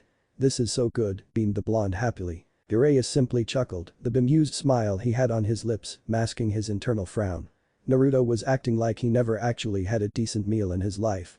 The only thing the boy ate with nearly as much enthusiasm was ramen. Suddenly, the truth of the matter, simple and obvious and incredibly ugly, crashed on Jiraiya. Naruto never had had a decent meal in his life before apart from ramen. A dark shadow passed in the sage's eyes. Kano had definitely had to answer some questions of his, and he would make sure it hurt if people did not comply. He might not have been there, he was guilty many times over, and he could have supported Naruto way more despite his duty to the village. Naruto, however, had endured more neglect than he first thought, and someone would answer for that. Not doing anything was one thing, going out of one's way to make his godson's life miserable was another. Dinner was finished quickly despite Naruto eating his way through nearly the entire marmite. The blonde boy then helped wash the various pans, insisting it was only fair he did it given Jiraiya had cooked. The toad sage allowed it, giving occasional pointers here and there to the boy who did not even know how to properly wash kitchen utensils. It took a good amount of willpower to the white-haired Densetsu no shinobi to not run back to Konoha with his sword drawn out and ready for blood. The rest of the evening was spent exchanging stories around the fire, Jiraiya once again regaling Naruto with tales about his mother, mixing it with some of his own achievement. The sun slowly settled westward, coloring the sky in hues of orange and purple as the symphony of the wilderness turned to something different, more mysterious, more threatening. "You stole that Tsuchikage hat," Naruto exclaimed at one point, pointing a finger at his sensei and wearing a proper expression of awe on his face. Jiraiya chuckled. "It was a warning." After Kyuubi, Konoha seemed fragile, an easy prey. Iowa had weathered a very nasty blow during the war and they weren't in any shape or form to launch another one. But facts are, the death of Minato could have made them bold and we could not have that, so I reminded them that Yondaime was not our only S-rank menace. The boy sat back down, laughing heartily at the thought of his teacher actually infiltrating Iowa in order to steal a hat. It sounded silly. It was also undeniable proof that Jiraiya was probably the best infiltrator in the elemental nations. You're really sneaky, huh, pervy sage. Jiraiya scowled in mock anger but then smiled. I heard you weren't too bad yourself. Huh? What do you mean? Naruto asked, his visage sporting a puzzled expression. Well, all your pranks, clarified Jiraiya. I asked around and some of them were quite impressive actually. Naruto rubbed the back of his head. They were pretty stupid, he mumbled. No use making fun of, I'm not. The white-haired man interrupted with a strong tone, looking at his student dead in the eyes. I heard about you painting the Hokage monument in broad daylight in front of dozens of shinobi. Shinobi who did not see you. Naruto. In a village full of ninja, you could paint one of the most important landmarks in broad daylight and if you hadn't announced your presence midway, you wouldn't have been caught. It was only a prank, protested Naruto. It was a sabotage mission that you nearly pulled off. What? I'd never sabotage Konoha. The blonde protested. The sage sighed and rubbed his eyelids. Arming himself with patience, the white-haired man shook his head. It's a metaphor and image, he corrected immediately, seeing the uncomprehending look on Naruto's face. Imagine your pranks as a mock mission, your goal was to paint the mountain without being caught. In a real mission, you'd have to infiltrate a village and steal something, destroy a place. The man hesitated a second. Or kill someone. The boy grimaced but nodded nonetheless in understanding before he fell in pensive contemplation. Have you ever Naruto asked hesitantly. Assassinated someone? Yes. Jiraiya answered grimly. The blonde felt his throat tighten uncomfortably. And Jiji the Hokage ordered it. The sage nodded. Always. Why? Jiraiya winced at the one question that could not be answered as there were too many reasons to give too many different stories. He did not know whether to weave a pleasant tale for the boy or delusion him now and give Naruto the harsh truth. The man took a deep breath and steeled his resolve. He was not coddling the boy. Various reasons. Once, I had to kill a man who was instigating a rebellion against the fire daimyo. If the man had been allowed to live, he would have pushed Taos into arms and plunged the northern border in chaos. Naruto nodded, but a grimace was marring his features. He could understand the disposing of one man to avoid a war, but was death the only solution? Such methods were reminding him of Gato's. The detestable little man had killed Kaiza precisely to prevent an insurrection and strengthen his power over Wave. Couldn't the fire daimyo have discussed with the man? After all, if he was ready to rebel, it meant he had grievances, right? He asked Jiraiya just that and the man sent him a smile that was hollow of any mirth and joy. The man and his little group were in contact with Iowa, so it was a risk the Sandaime was not ready to take. But mainly, he was sentenced to death because what he was committing was treason and it was cheaper that way. Naruto deflated and wondered. Would he ever have the heart to do this kind of thing if his Oba-san his Hokage, he corrected immediately ordered him to. He had already failed once, after all, who said he would not waver again? He had shown his inadequacy. The toad sage sighed and once again was gripped by hesitation as he saw the look on his godson's face. The boy was fragile right now, atrociously so. He shook his head. The whole truth would come later. Maybe you should rest, Naruto. The boy nodded but did not look at him, too lost in consideration to do so. When Naruto settled under his covers, the night was fully there, indifferent to the affairs of mortals and covering everything in her dark yet sparkling mantle. Jiraiya waited for his pupil to fall asleep before he once again created a cage buncheon.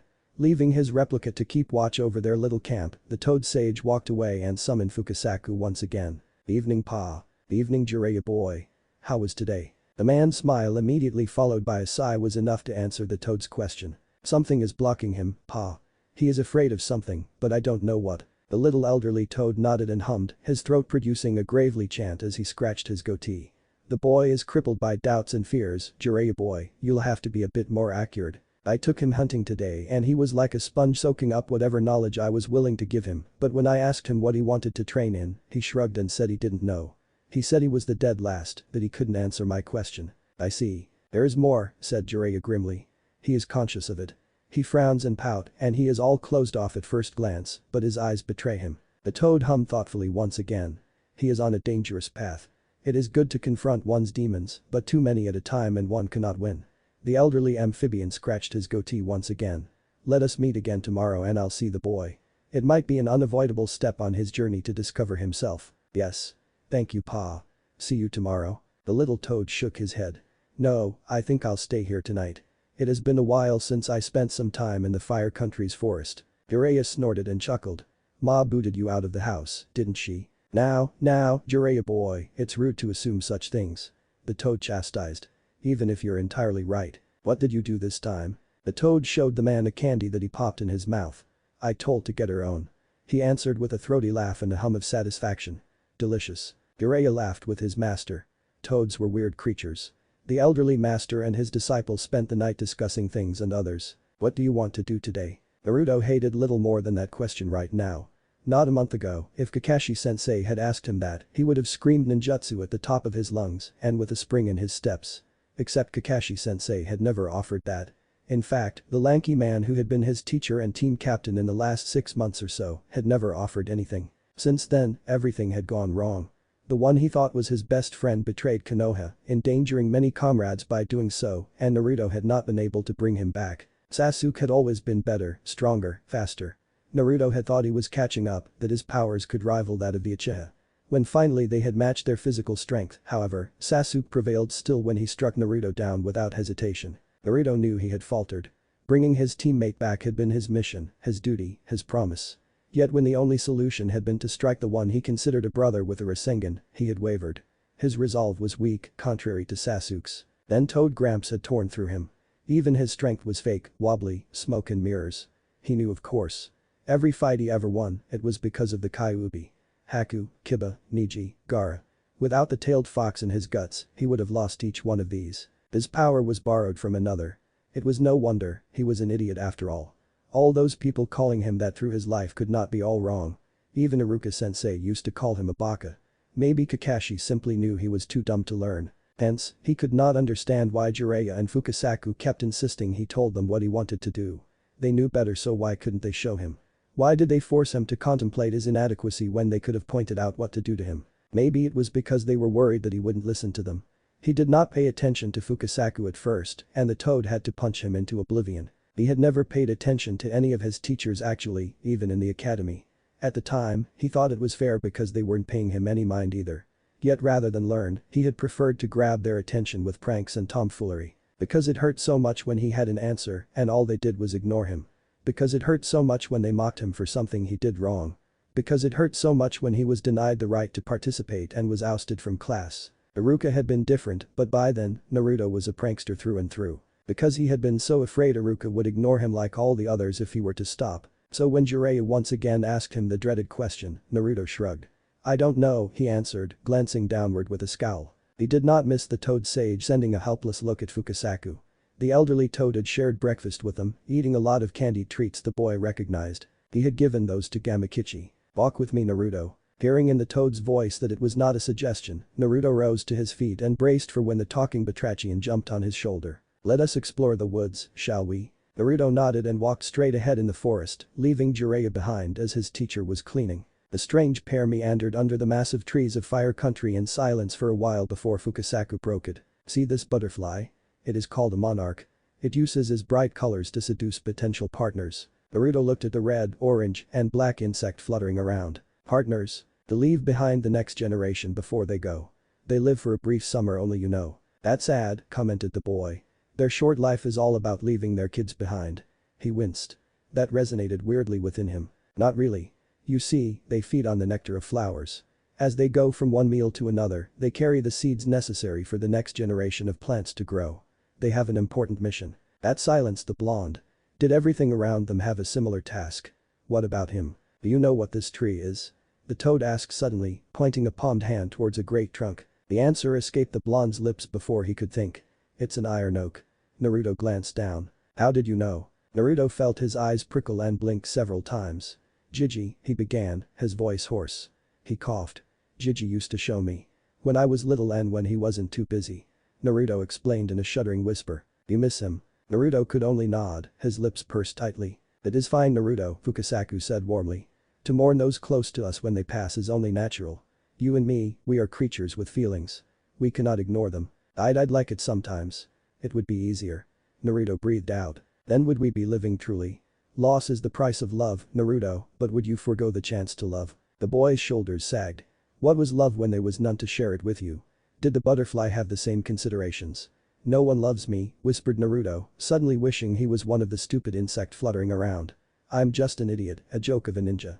Incapable to do anything right. You might believe that, my boy, but it is not true. Tsunade holds great affection for you, so does Jiraiya." Naruto scoffed. "He called me an idiot, threw me off a cliff, and won't teach me. He doesn't like me, he is just the boy." Lost his voice. Why was Jiraiya training him exactly? To defeat Akatsuki. Why would the man bother though? Wherever these thoughts are taking you, it is not true. Naruto felt anger suddenly welling inside him like a devouring fire.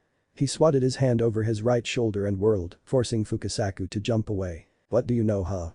the boy hurled. "I've been called an idiot all my life, I'm too dumb to be a good ninja. The only thing about me is the stupid Kyuubi." Naruto's eyes went wide with realization, rage, then fear. "That's why the old pervert is training me," he whispered in a trembling voice. "He wants me to use the Kyuubi," the blonde mumbled in defeat. "He thinks I'm no good too." Naruto fell on his bottom, tears rolling down his cheeks, and sighed from exhaustion. Fukasaku coughed, attracting the boy's eyes to him.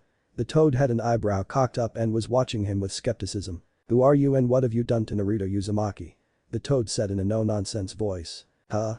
Naruto asked eloquently. "What have you done to Naruto Uzumaki, the son of the red-hot habanero, the boy who never gives up?" Naruto glared. "A whole lot of good it did to me." The boy spat. "I banged my head against obstacles so much it made me stupid. It might be true, but it kept you going forward." "To where?" the boy scoffed. "Mediocrity, that's where." The toad elder hummed and his throat gave a grave croak as he did. "Do you know how much time it took Jiraiya to learn the Rasengan?" Naruto shrugged and looked away. 5 months, said Fukasaku, ignoring the boy's blatant attempt at disrespecting him. "It took you one if I'm not mistaken." Naruto snorted. "I can't do it by myself, you know. Perfection comes with practice. The fact is, you know how to perform one. It took you 5 times less than Jiraiya, one of Konoha's Densetsu no shinobi. That is a great testament to your abilities as a ninja, Naruto." The blonde glared at the toad. "You said I was useless in ninjutsu. Now do not deform my words, my boy. I did say you haven't mastered your ninjutsu and that it was useless to teach you more. I did say you currently lack many things. I never said, however, that you did not have potential. I believe you can be a great ninja, Naruto." "And so do I," said Jiraiya, appearing suddenly by Naruto's side, startling the boy. "A great ninja without the Kyuubi." The blonde stared alternatively at his master and the elderly toad, shame slowly heating his face, relief rolling down from his wet eyes. "I'm sorry," he croaked. "It's just I don't know. I feel so tired. It's." Jiraiya gave the boy's shoulder a squeeze. "A lot to take in. I'm sorry, we should have taken things slowly. Fukasaku and I both believe you can be great, but the most important thing is for you to believe so too." Naruto scowled, but there was no real heat behind it, only tiredness. "What did you throw me off that cliff then?" The toad sage sighed and sat beside the boy. "Because I am a cretin." The blonde was too flabbergasted to be annoyed anymore, and Jiraiya chuckled ruefully. "I wanted to arm you, kid. I knew about Gaara, I had no idea where I'd be needed, and I knew sensei." The sage sighed again. "I knew you'd be in the arena. Ready to pounce. So I needed to be sure you could access the fox chakra. Was it the worst way to go at it?" "Yes. I'll admit I panicked when getting you to summon Bunta wasn't enough, so I reacted like an idiot." Naruto stared at Jiraiya with wide eyes. "You knew?" he mumbled, disoriented. "You knew? But then why? Why weren't you with Gigi?" he exclaimed, his tone one of reproach which made Jiraiya wince. "Because it was his duty, Naruto boy." Fukasaku interrupted. The Hokage himself ordered Jiraiya to keep the enemy forces behind the wall, and that is what Jiraiya did. When he reported the presence of Gaara to Sarutobi, it was the Hokage himself who encouraged him to get you to access the Kyuubi's power. But why not train me?" Jiraiya rubbed his eyes tiredly. "It was the easy shortcut, Naruto. The one way I was sure you'd be ready in such a short time to face another unstable Jinchuriki. I know it is hard for you to hear that, Naruto, but you had almost no foundation when we first met. Your taijutsu was correct at best." The blonde scowled and the toad sage rose his hand in a peaceful motion. "I'm not saying it is your fault, but it is the truth." Naruto gave his 2 teachers a humorless smile. "Kakashi sensei really didn't teach much, did he?" It was not a question, more a simple constatation. "He taught you the values of teamwork and to cherish your comrades," pointed Fukasaku. Naruto scoffed. "Nearly got me killed. Because he failed to establish boundaries, but it is still a powerful lesson, one I encourage you to follow if with a bit more restraint. Nonetheless, he indeed neglected your personal skills and he has no excuses for that. I'm sure your Hokage will remind him of his duty if Jiraiya writes her to." The blonde shrugged. "I guess it'd be cool. I mean, Sakura-chan still counts on him for her training, so Kakashi sensei needs to get things going. See? Even now, you think of your teammate. I believe you Konohan call it the will of fire. Correct, Jiraiya. The Toad Sage nodded and Naruto fell in a second of silent contemplation. The Sandaime used to talk about it, saying it was the belief of the founding fathers of the village. Did he really have it? He closed his fist and squeezed with strength. It was a good thing, right? Beliefs are powerful things, Naruto boy, and loyalty is answered by loyalty most of the time, creating a bond that goes beyond duty. It does not stop you from exerting caution, for there are always those without honor or too lost to consider such things. Sasuke, whispered Naruto. He isn't without honor. The blonde protested. The Uchiha might have never truly been his friend, but they had at least shared a bond of comradeship. It was Sasuke who had saved him from Haku, Sasuke who had done his best against Gaara to defend Sakura, Sasuke who had spared him ultimately. Maybe not, but ultimately he answered your friendship with spite and jealousy. The seal he got from the snake didn't help, remarked Naruto. There was no heat or passion in his voice. And the Genjutsu from Itachi Uchiha probably didn't help. They didn't, that's for sure, but it's irrelevant, Jiraiya said with a sigh. When he betrayed Konoha, he did not leave to confront Itachi. He left to join another known traitor to receive training. If he is reasonable enough to do that, he is reasonable enough to be held accountable for his actions. All of them. The blonde nodded, those were the facts too. He sighed. I just wish he had gotten some help long before that.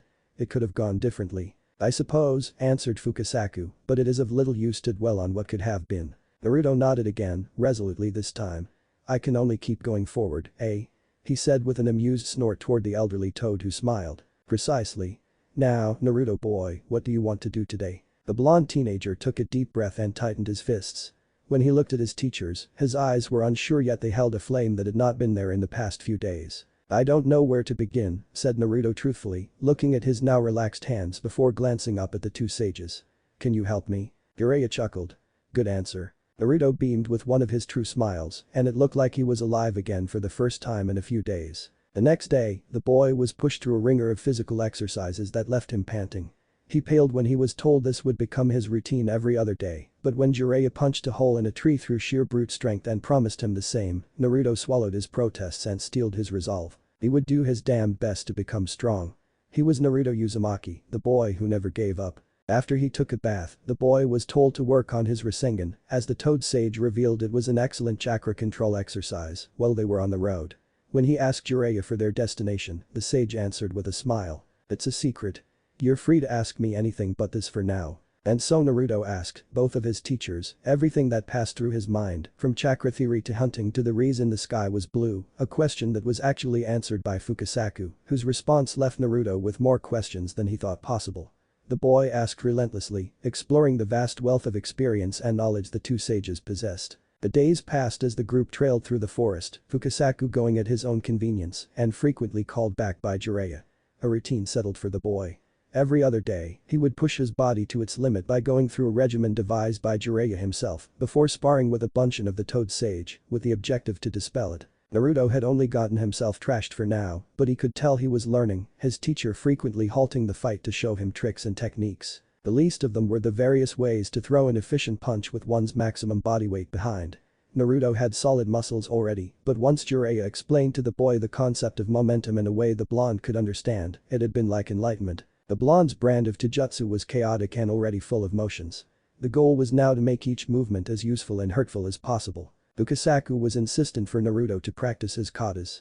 According to the little old toad, they were a good solution to get him the discipline he sorely needed. On stating quickly that the simple way would not work, the blonde failing to muster any enthusiasm, Fukasaku made him do it while sticking on a tree trunk, while the elderly sage peppered him with little rocks that Naruto was supposed to intercept or escape according to each motion. Those were the days they would not move. While they were on the road, however, they were not idle. Naruto would make 2 clones to whom Fukasaku gave scrolls and books, after forbidding Jiraiya from giving them one of his little orange books. They had tested his abilities to efficiently remember information, and apparently, 2 replicas was his limit for now. The clones would then proceed to pester Jiraiya with questions about their reading materials. The blondes had been hesitant at first, considering it was mainly complicated vocabulary that the original did not know, but once Jiraiya ordered them to speak, they complied. Naruto was certain he had seen something dark flash in the Toad Sage's eyes, but it had been too fast. The boy himself would work on his Rasengan, trying his hardest to do it one-handed. The swirling, miniature maelstrom of chakra really was eluding him. He could not wrap his head around how to control the chaotic tides of his chakra within such a tight sphere, all the while keeping the multiple rotations going at a pace sufficient to generate destruction. 2 weeks went by when the duo finally reached the place Jiraiya had in mind. It was a small village hidden in the forest. The first signs Naruto could recognize were the various trails his increased knowledge allowed him to pick up. A few of them looked worn, used, and clean, all signs of humans' passage. Then, the smell of the ambient woods changed and Naruto actually climbed up a tree when he recognized the scent of smoke.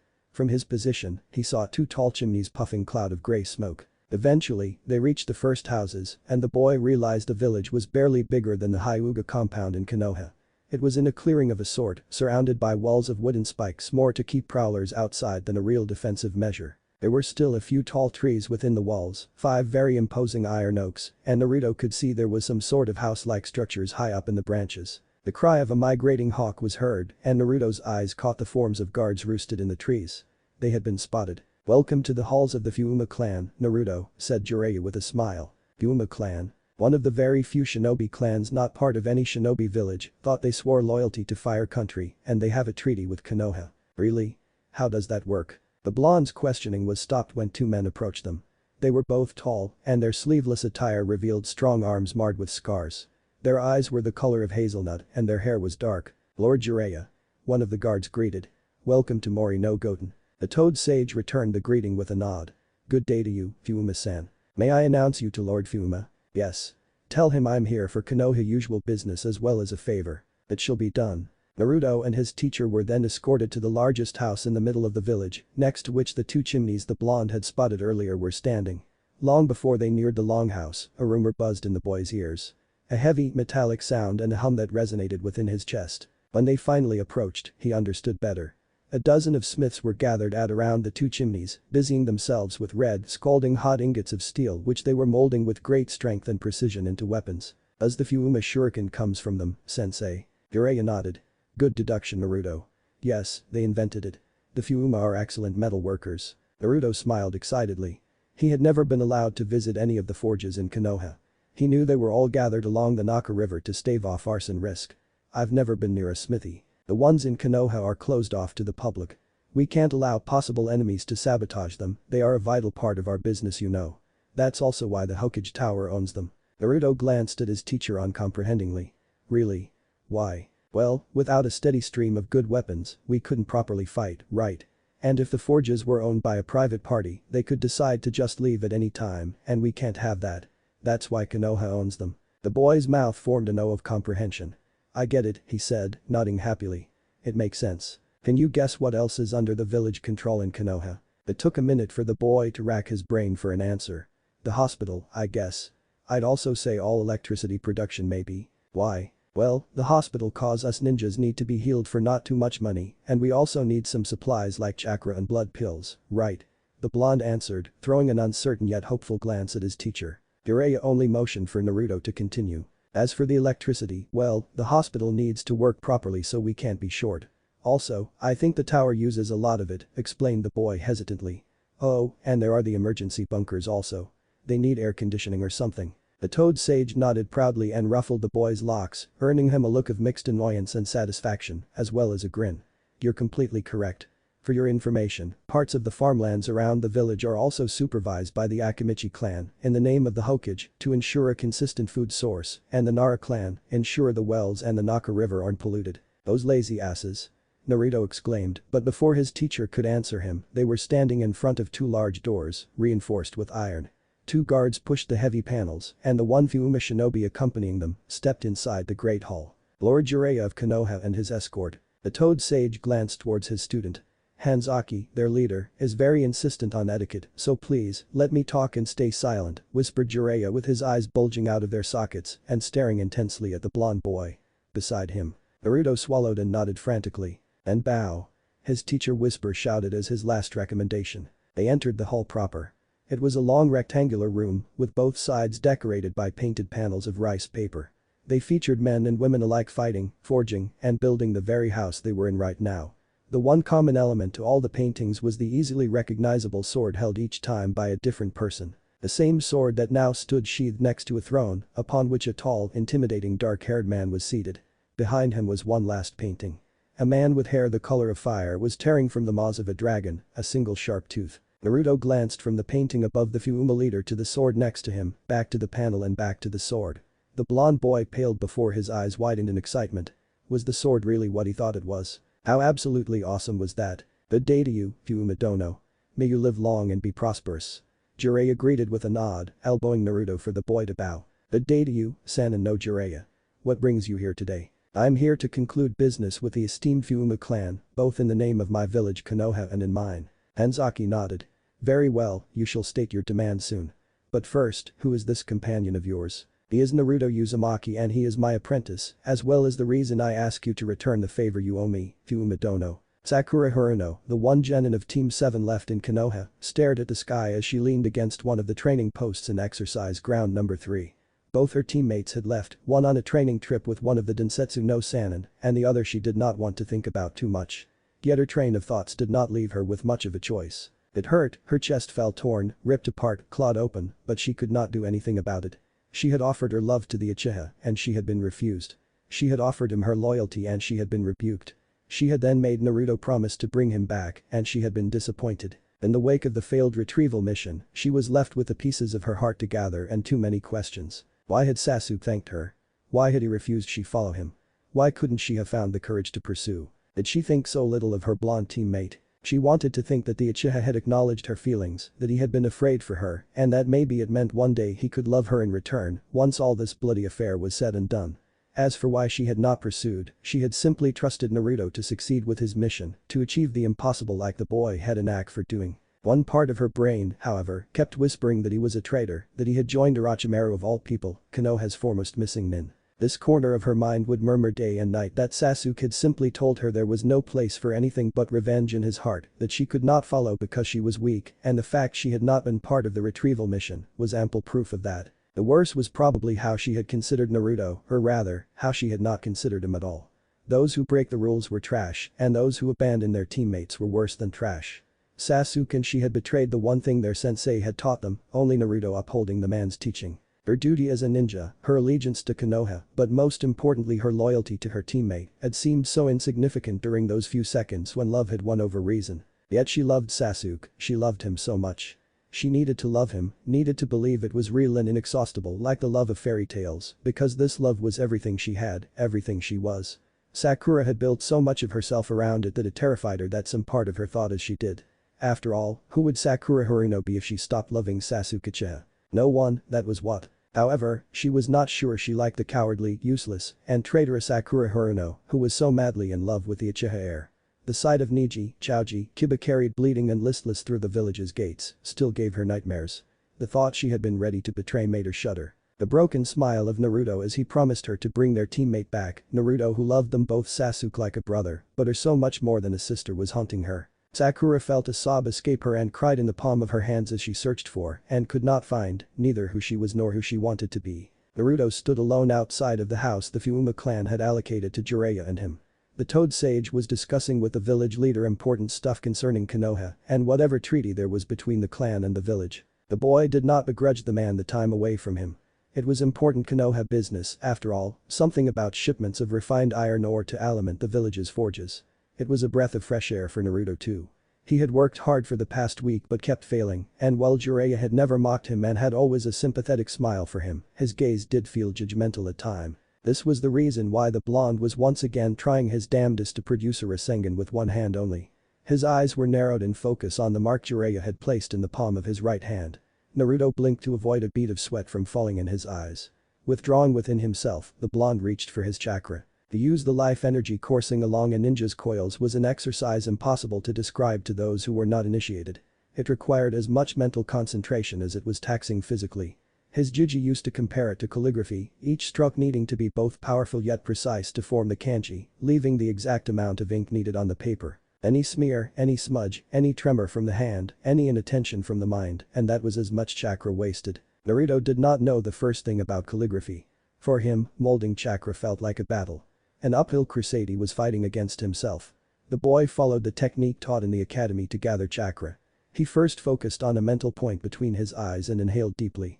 A small flame of power ignited in his forehead, his spiritual energy burning brightly. As oxygen rushed to his lungs, he willed his focus to move down with the air he was gulping down, imagining the point to swirl around in his hara counterclockwise. The little fire was drowned by the sea of Naruto's immensely vast and dense physical power. As he exhaled, Naruto released the built-up chakra in the palm of his hand, trying his best to keep it swirling within the confines of a ball-sized sphere. His mind was stretched between two opposites, keeping the boundary calm and steady, conflicting directly with the spiraling flux he had to maintain inside.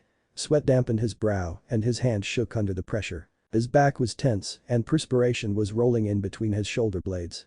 Naruto gritted his teeth in furious concentration. The tip of his nose felt itchy. But the violent gust of wind, the Rasengan exploded, scorching Naruto's hand badly and rocking the boy backwards. With a pained yell, the blonde sprawled on the ground. Mumbling all kind of curse, Naruto slowly sat on his bottom and sighed. Why was he incapable of doing this stupid jutsu one-handed?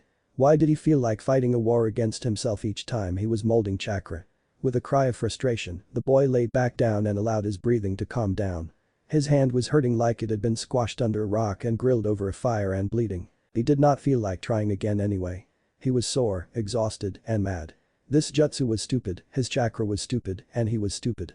With forces like that working against him, it was no wonder he could not make it. He furrowed his brows and shook his head with a groan. He could not think like that. Hard work was his middle name, or he was not Naruto Uzumaki anymore. Propping himself up, he looked at his maimed hand and grimaced. If Tsunade Bachin could see him right now, she would bonk him on the head for hurting himself like that while training. Steadying his trembling right with his left hand and winced, it was starting to hurt badly. Once again, he focused on the point between his eyes and breathed in, plunging his spiritual force in the ocean of his physical might. He was all brawn and no brain, stupid him, no wonder the flame was so dim. Chakra erupted violently from his right hand and with a cry, Naruto knocked himself down. Glaring at his lame hand, he gnawed his teeth to suppress a yell. The Yondaime was a genius, and Jiraiya was one of the legendary three ninjas. How was he supposed to get this dumb jutsu down? He was the dead last, there was no way he would manage it. Even his master knew it, the boy had noted how Jiraiya would look at him and see someone else, someone more talented. Naruto closed his injured hand in a tight fist and squeezed hard, blood seeping in between his fingers. The pain made him scream, and he felt a weight momentarily lifted from his chest when he hollered it to the world. "Hello, are you alright?" The unknown voice, young and girly, made Naruto whirl with a yelp, his right hand already grasping a kunai fished from his pouch. He yelped again at the pain that flared in his hand as he gripped the weapon and relaxed reflexively, dropping the knife. In front of him was a girl around his age with chocolate brown eyes wide open, a fleeting, gentle smile on her lips, and carrot-colored hair flowing out from under a blue beanie. The boy eyed her warily and sighed. Yeah, I'm alright," answered the boy. The girl eyed his hand, and the smile she had on her lips slipped to a downward curl. "Are you sure?" she asked again, pointing toward the boy's obvious wound with worry clear in her brown orbs. Naruto squeezed his hand hard and pushed it inside his pocket. Who was this girl? Why did she care about him anyway? He was not asking for anyone's pity. The blonde frown snarled even. "I'm fine," he said dismissively. "What's it to you anyway?" "I have work to do, I can't talk." The girl's worried expression morphed into a sneer. "Well, sorry to show concern, Mr. Super Rude. You can keep your broken hand, see if I care." The Fuma girl spat before stomping away. Naruto was stuck in indecision for a second and decided to stick out his tongue and blow a raspberry to the retreating back of the girl. He was not Mr. Super Rude, she was interrupting his training, to Bayo. His training he was failing so miserably at anyhow. Naruto grimaced and felt his insides twist and turn in a way he found particularly awful. The boy forced a snarl on his face and gritted his teeth. Pulling his hand from his pocket, he observed it and sighed.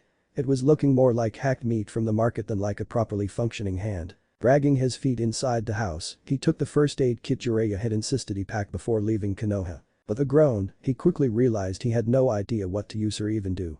There were some creams and balms, but each description was written in super complicated words he did not know. Groaning, he decided to try and bandage his wound, only to realize he had to do it with one hand and his teeth. He was so stupid. Idiot Naruto, why had he been so mean to the friendly girl? Maybe she could have helped him. He sighed at the result of his best effort to bandage himself and banged his head against the wall. Jiraiya was not pleased.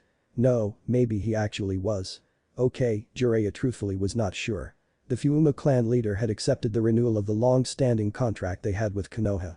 The Fuma clan was one of the primary extractors of ore in the Land of Fire, and Konoha did rely heavily on them to forge their arsenal. The problem was that they had been approached by a third party trying to convince them to stop selling their metal to the Leaf Village, and given the description Hanzaki had given him of the envoys, it screamed of Orochimaru. The Fuuma clan had refused given Sound also wanted access to the treasure kept in the Temple of the Dragon. However, it still meant that, in a bit less than a year, the Fuuma clan would expect their loyalty to be compensated by a raise from Konoha's payment, given how much Odo had offered them.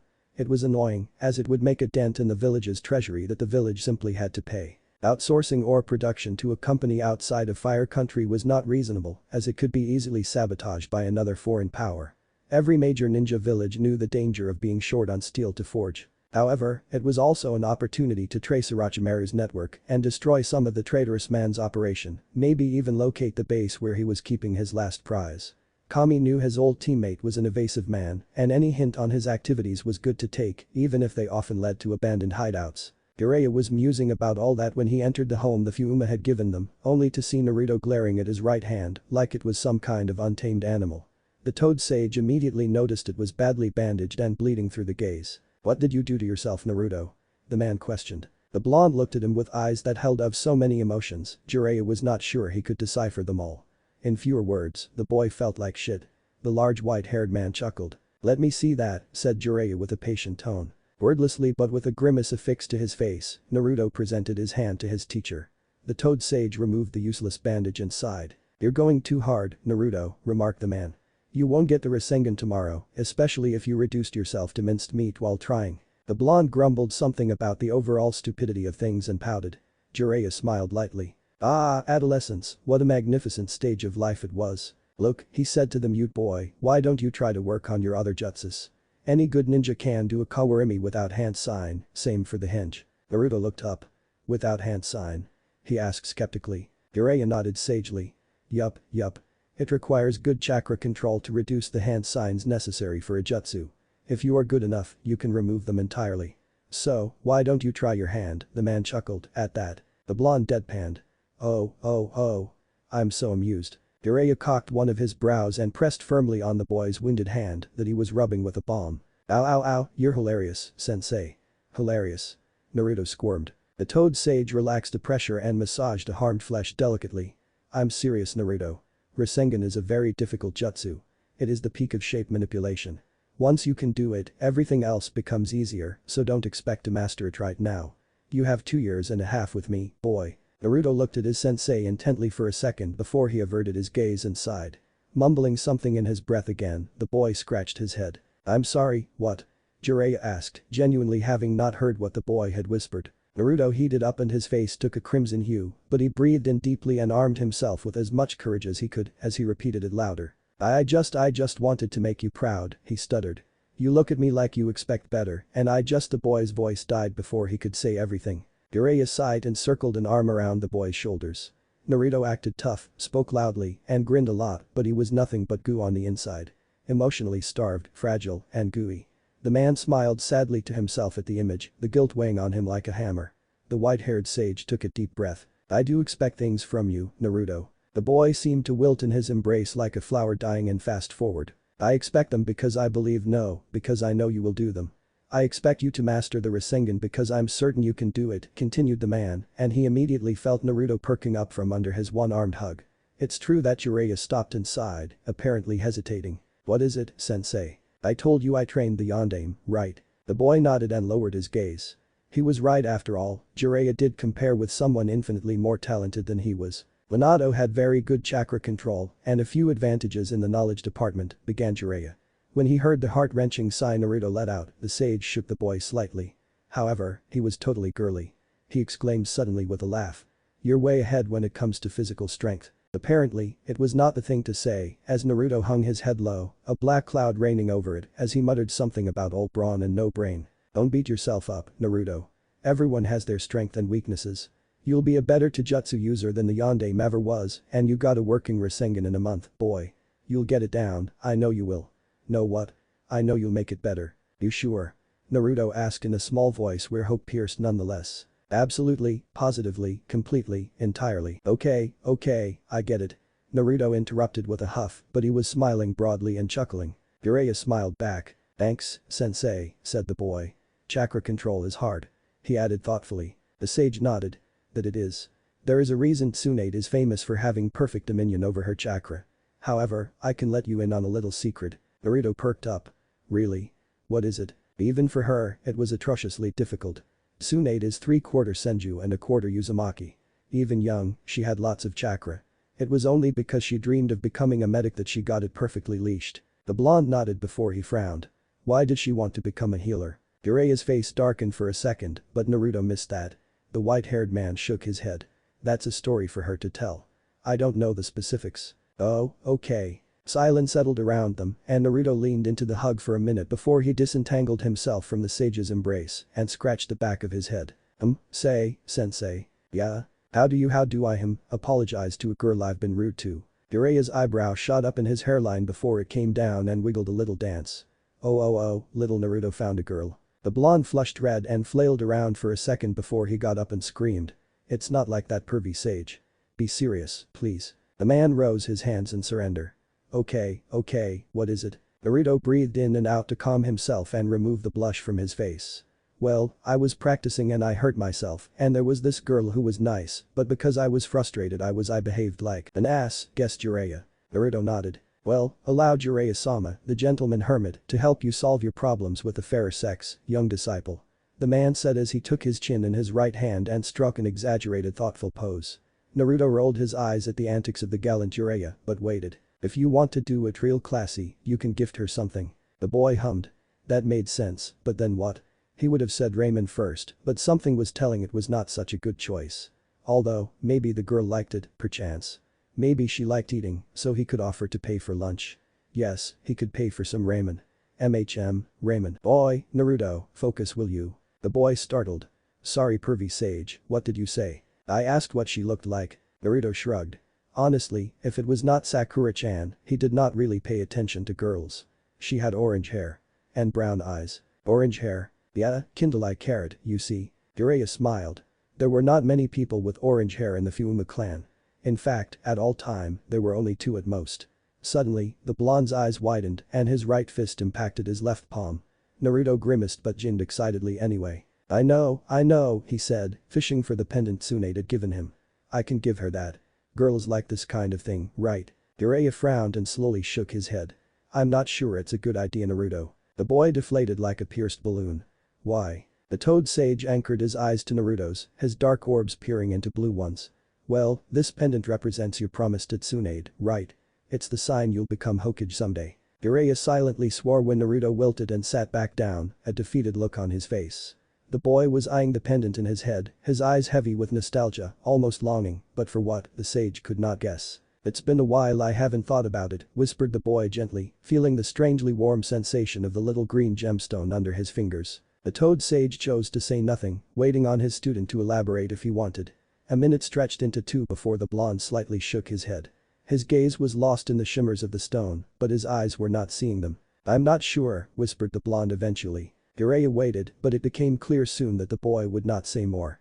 With one hand, he closed Naruto's around the necklace while he squeezed the boy's shoulder. He knew Naruto confronting himself would bring some things to light that would change his godson, but Jiraiya was committed now. Naruto deserved to become a strong man and not stay a desperate child forever. It's okay not to be. Take time to think. Now how about we think about your girl problem? An hour later, Naruto was walking through the village, his head darting to and fro as he searched for the orange-headed girl.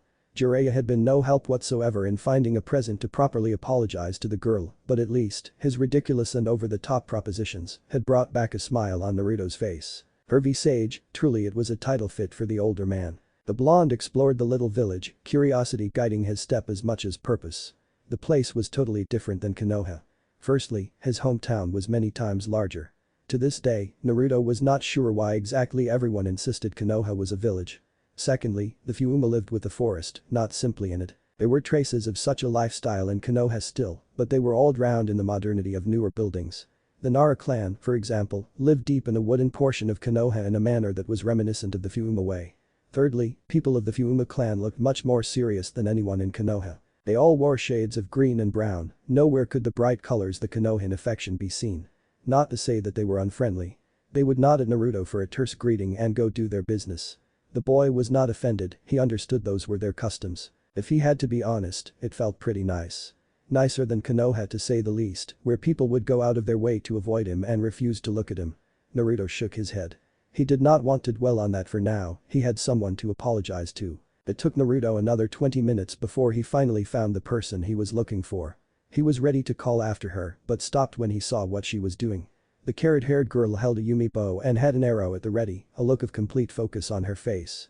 He decided to observe quietly and searched for the target. His eyes widened when he saw the mannequin the girl was targeting. It was very, very far away. With a deep breath, the archer positioned the bow horizontally above her head before she righted it vertically, drawing it in the same motion until the feathers of the arrow came under her ear, against her cheek. Naruto heard her exhale and suddenly, she appeared completely motionless for a single second. Without warning, the blonde was startled by an angry whistle followed, a second after, by the impact of the arrow, piercing the mannequin's head at least 80 paces away. He stared at the arrow then at the girl. Amazing. The blonde exclaimed, startling the carrot-haired girl. You're super good. The girl blushed slightly at the compliment before recognition flashed in her eyes, and she blushed from anger. She huffed and crossed her arms, still holding her bow. Oh, it's Mr. Super Rude. What do you want? Naruto was stopped in his tracks by the girl's tone and remembered sheepishly what he had come here for originally. The boy scratched the back of his head and breathed deeply before he bowed. I'm really sorry. He exclaimed, folded horizontally at the waist at a perfect 90-degree angle. I was frustrated by my training not going well and I was rude to you. I have no excuse and I apologize deeply. The blonde said. It was most unyouthful, he felt compelled to add after a second, he did not know why. The girl observed him quizzically in stunned silence before she giggled. Naruto peered up from his boat to see she was holding a hand over her mouth. That made him frown and he straightened up. Boy, I'm serious you know. The girl nodded with a smile. No, it's just I've never had anyone bow to me like that. That deeply I mean. She smirked. I'll forgive you if you bow to me again. Naruto glared, not certain she was serious or not, but not daring to say anything. He had been rude first after all. With a sigh, he bowed again and heard the girl barely holding her laughter. Apologies accepted, stranger, she said mirthfully. The blonde stood proud again and watched the girl with mildly annoyed eyes. What's your name? Mine is Sasam. The girl said, offering her hand. Naruto shook it hesitantly. Naruto Uzumaki. Sasam smiled. Peace. Naruto returned her grin. Peace, he nodded approvingly.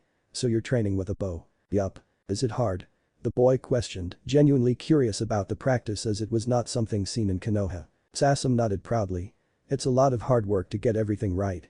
She eyed the bow in her hands and seemed to hesitate for a few seconds before she looked at the boy. Wanna try? Sure. Naruto exclaimed with enthusiasm. As it turned out, shooting a bow was indeed complicated.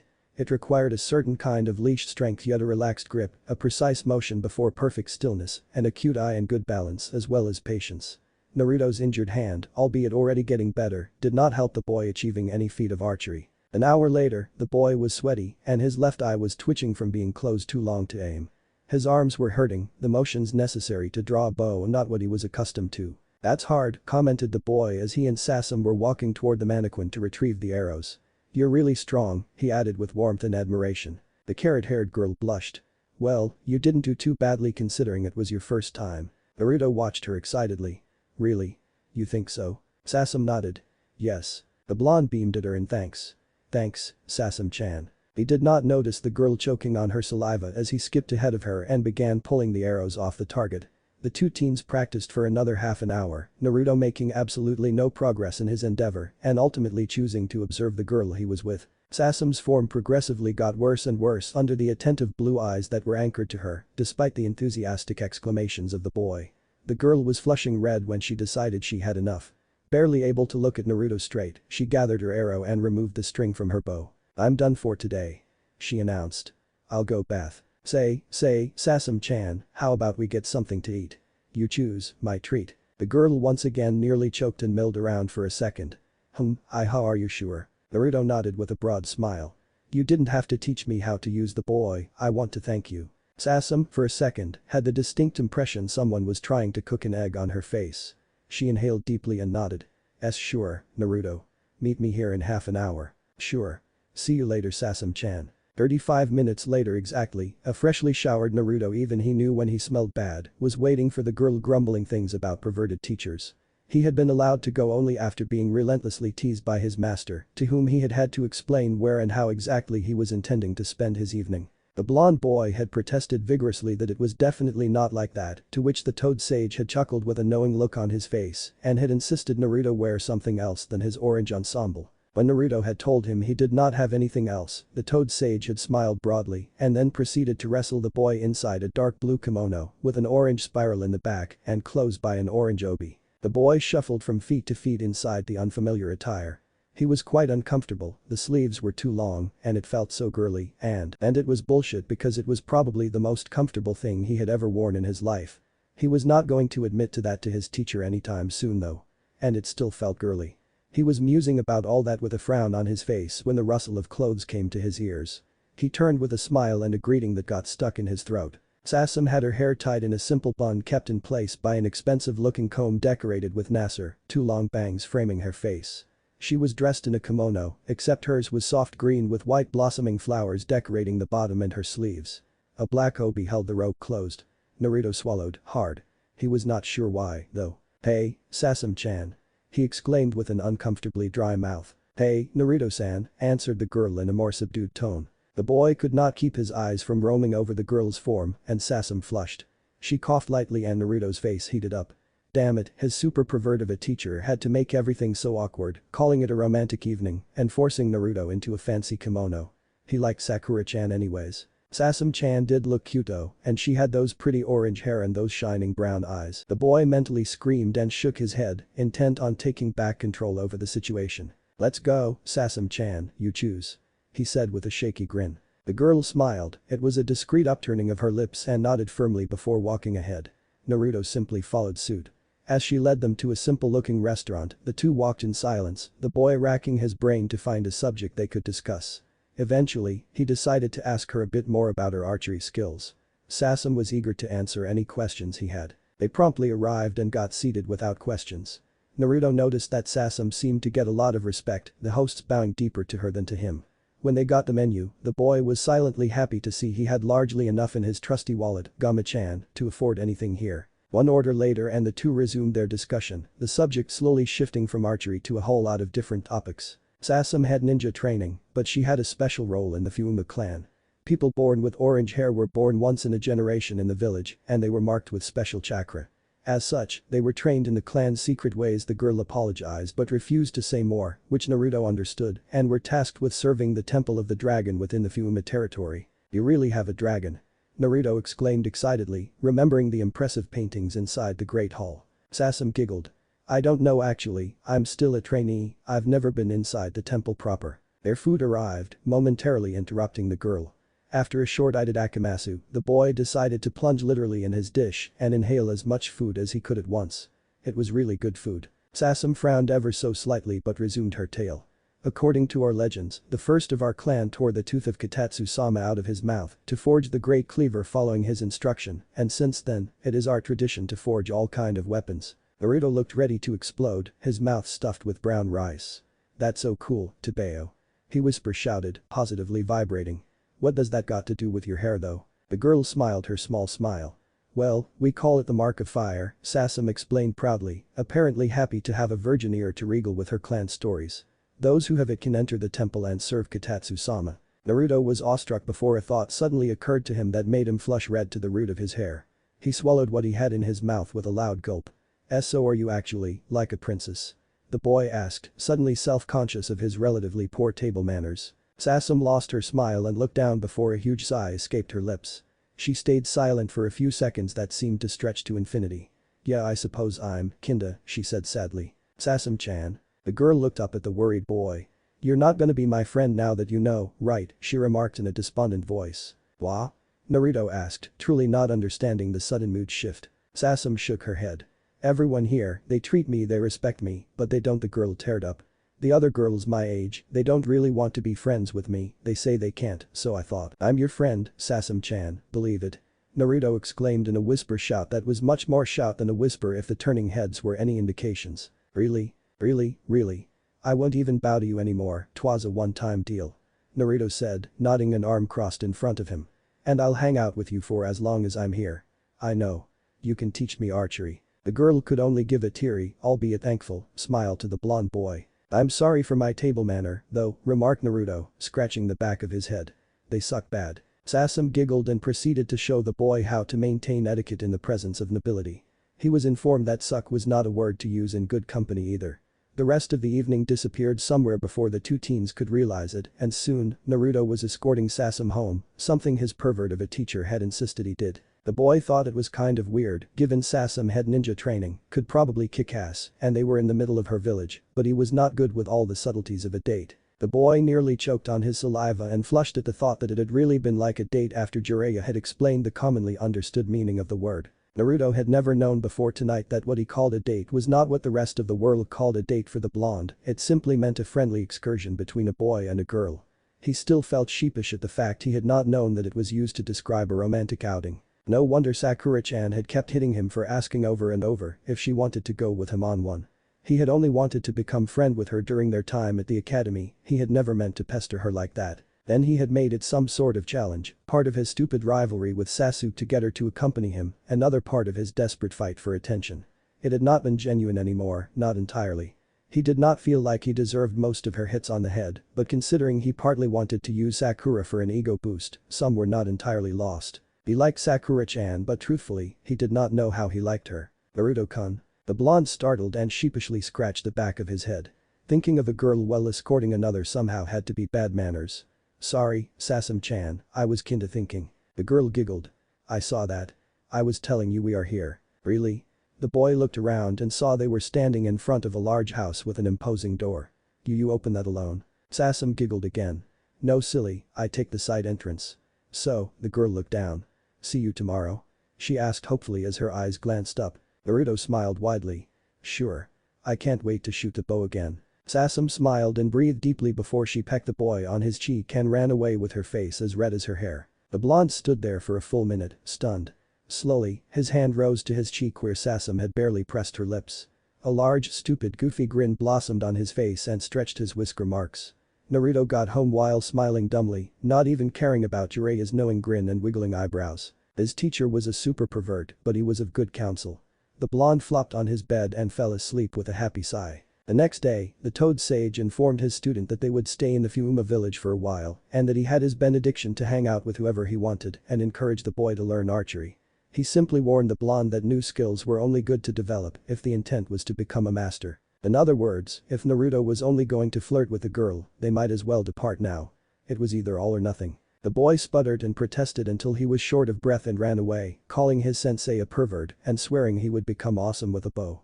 Dadabao. Jiraiya chuckled as he saw Naruto depart and turned his thoughts back to the deal Hanzaki and he had passed yesterday. The Toad Sage was hoping for Naruto to learn archery, the Fumas were not only smith masters after all, and their sharpshooters were extremely skilled. Learning Kaiujutsu would be a good way to get the boy's mind off the drab routine they had already fallen into and maybe remove a few blocks on their path by teaching his students several things. Even the boy had already found his teacher, Hanzaki had decided to say nothing and only asked for Jiraiya to stay in Mori no Gorin for a few days. The Fuma leader was expecting an attack of some kind after he had refused sound a first time and the Toad Sage honestly agreed with the man. One did not refuse Orochimaru without consequences. Jiraiya cut his thumb and weaved through hand signs as his chakra rushed at his command. Slamming his bloodied palm on the ground, two little green toad wearing brown and maroon clothes appeared in front of him. Amako, Gamashu, how are you? The one dressed in brown croaked. We're fine Jiraiya. Have something for us. I need you to keep watch over the area for me, explained the Toad Sage before he grimaced. For something like a week if that is okay with you. The maroon-clothed toad shrugged. Sure. I didn't have anything planned. Did ya? You know I didn't you oaf. What are we expecting exactly? Snakes, Jiraiya answered tersely. The two toads nodded with a grim face and suddenly faded into nothing. The sage grinned. Toads are the best. The second meeting between Naruto and Sasam was awkward at first, both teens incapable of looking the other in the eyes for a reason they could not fathom. It lasted for about a minute before Naruto took the girls by the hand and asked her to keep teaching him more archery. Then we do what you want, offered the blonde, to which Sasam promptly agreed. Now that his injured right hand was healed properly, the boy made slow but steady progress under the guidance of Sasam. The morning was spent shooting and ended with half an hour of meditation, which Naruto weathered as patiently as he could. After a bath, the two teens met once again for lunch, and Sasam took it upon herself to show the boy around. They kept at it until the girl excused herself, telling Naruto she had lessons to receive, but not before setting a time for a meeting later in the day. The boy did not mind and happily promised Sasam he would be there in the evening, and they each went their separate way. When Naruto reached the house, it was nearly 3 in the afternoon already. Jiraiya was nowhere to be seen, but there was a rolled scroll on the table with Naruto's name on it, so the boy decided to see what was inside. He unfurled the parchment to see a set of instructions illustrated by funny doodles on the Kawarimi and Henge jutsus and how to reduce the number of hand seals necessary to perform them. Naruto read the directives and was soon grateful for the small illustrations. His lacking vocabulary was still embarrassing, and the way some things were worded did not entirely make sense or seemed uselessly complicated to him, but the drawings were a big help in clearing things up. The blonde was beginning to understand why people were often insistent on using precise words with a precise meaning behind them. The simple, dumbed down, even he could admit they were just that explanations he favored were emptied from a lot of details and clues about how to make the technique better, provided one had the necessary knowledge to piece everything together. Naruto he could follow instructions just well, but he realized he was incapable to truly make anything his as of now. The one exception was his Seksu Jutsu, but even then, it was just an unconventional henge. Hence, the boy forced himself to carefully read the scroll. He soon summoned a clone as a sounding board of sort to make sure he was understanding everything. After half an hour of reading and exchanging with his replica, Naruto was realizing Kawarimi was a complex technique. The theory behind one of the simplest supplementary jutsu was easy. A ninja prepared a decoy in advance, simply sealing it on his person. The 5 hand seals, tiger, boar, ox, dog, and snake in that order, combined to unseal the decoy, catapult the ninja out of harm's way, and ensure the substitution was as seamless as could be. However, there were 100 of variations possible, and those made the technique truly interesting. One could hinge the decoy into themselves, giving the enemy the impression they had successfully killed them. One could leave a hinged decoy behind and rush the enemy. One could booby-trap the decoy. Naruto's prankster brain worked a mile a minute as he envisioned all the use such a simple jutsu could have. Could decoys be shadow clones? Could he simply catapult himself without leaving a decoy behind? Suddenly eager to try his hand at jutsu modification, Naruto stepped outside. The evening came sooner than the boy expected, and his clone had to remind him he was supposed to meet with Sasam. Followed a battle about whether or not Naruto was supposed to dress up again, a battle that ended with the boy decked once more in his blue kimono. Naruto was not sure if it was a win or a loss, however. Shrugging the impossible question for later, the boy walked through the village to Sasam's house, where the girl was waiting for him. She was wearing a different cream-colored dress, with a pheasant embroidered on it.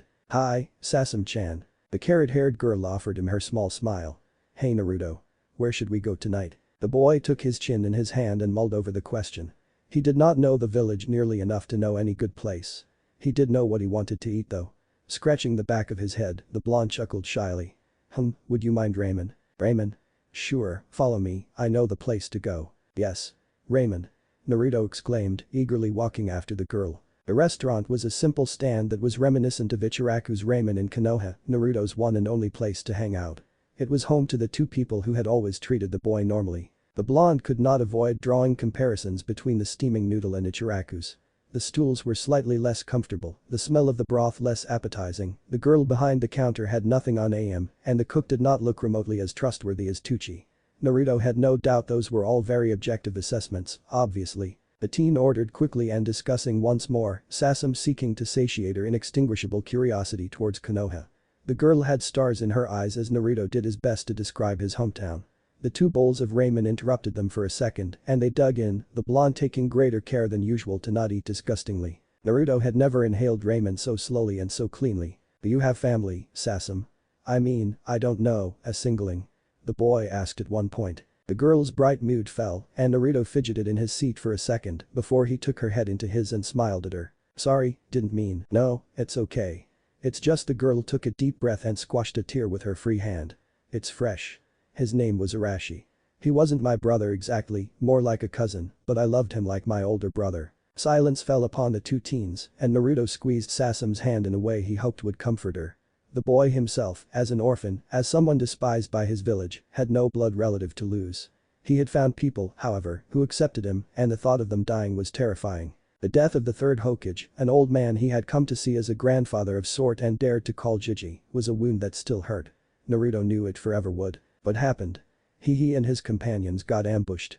We don't really know by whom. They did not come back, so we waited, and Sasam's breath shuddered. We sent another scouting party and they found traces of a battle and their clan insignias. No one of us would abandon that, ever, except if they were dead. Naruto nodded and gave her hand another squeeze. "I'm sorry." The girl blinked a few times to stifle her tears and shook her head.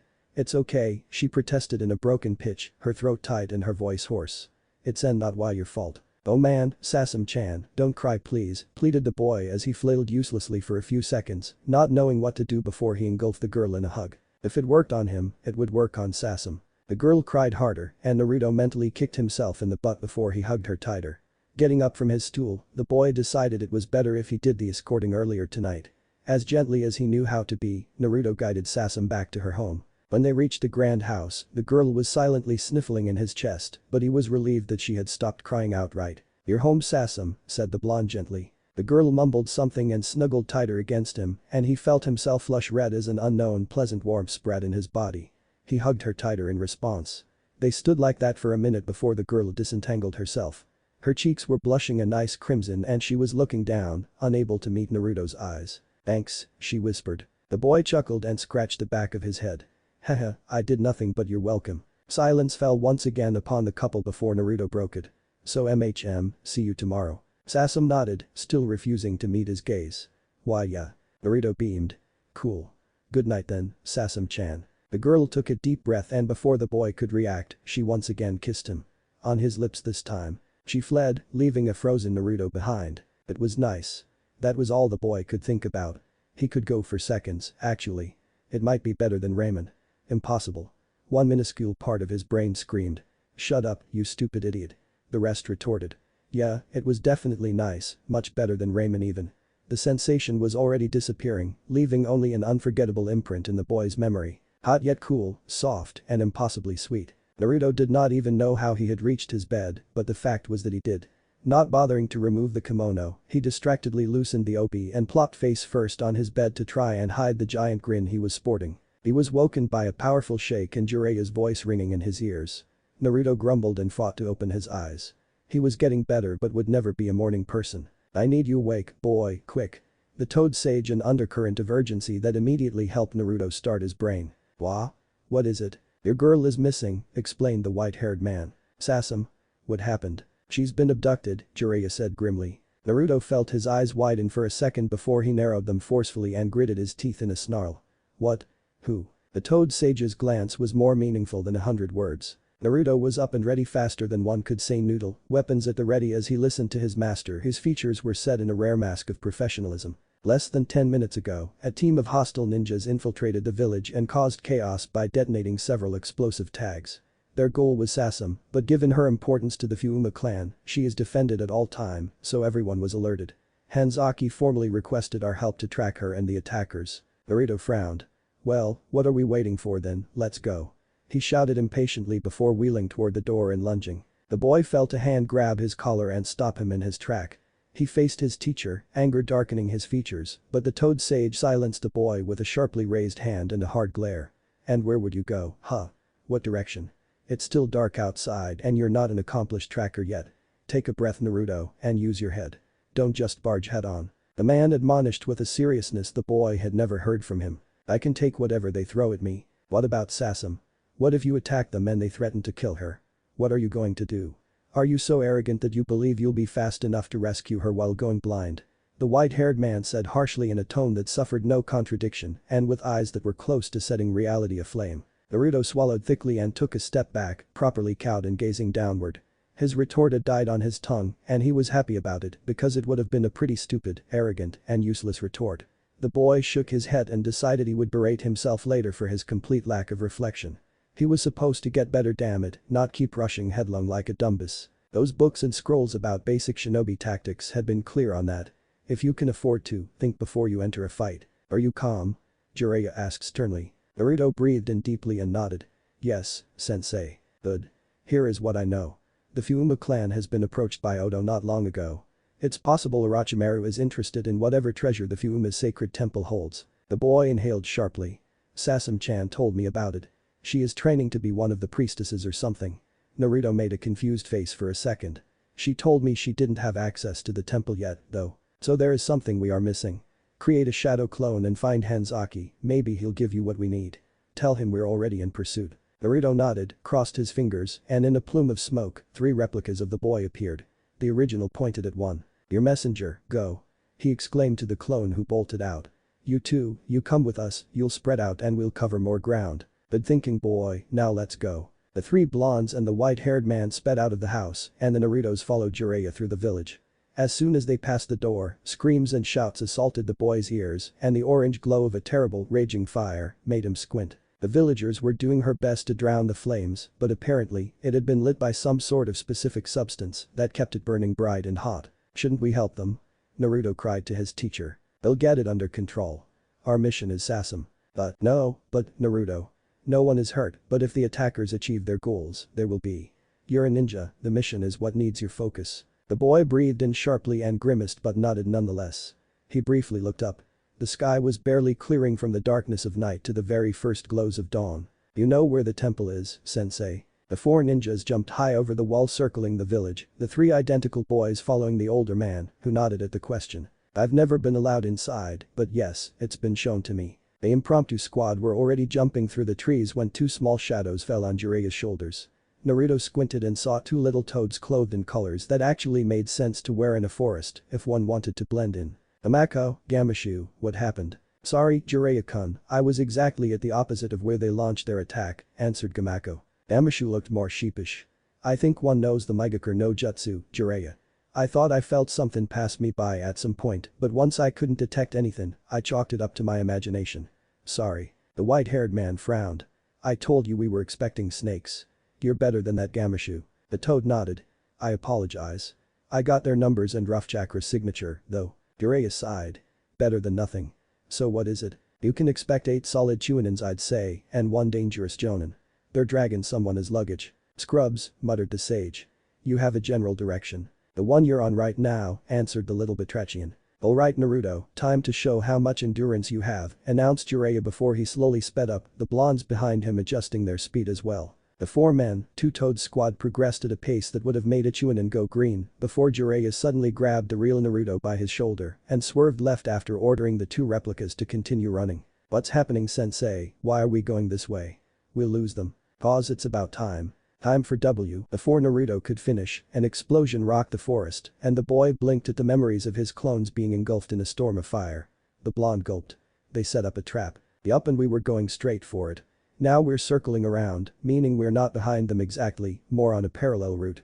You follow. So they can't really set more trap for us, or it means separating." "Yup. We know where they are going anyway, no need to tail them step to step. Now that their trap has been triggered, they'll be more relaxed," explained the sage.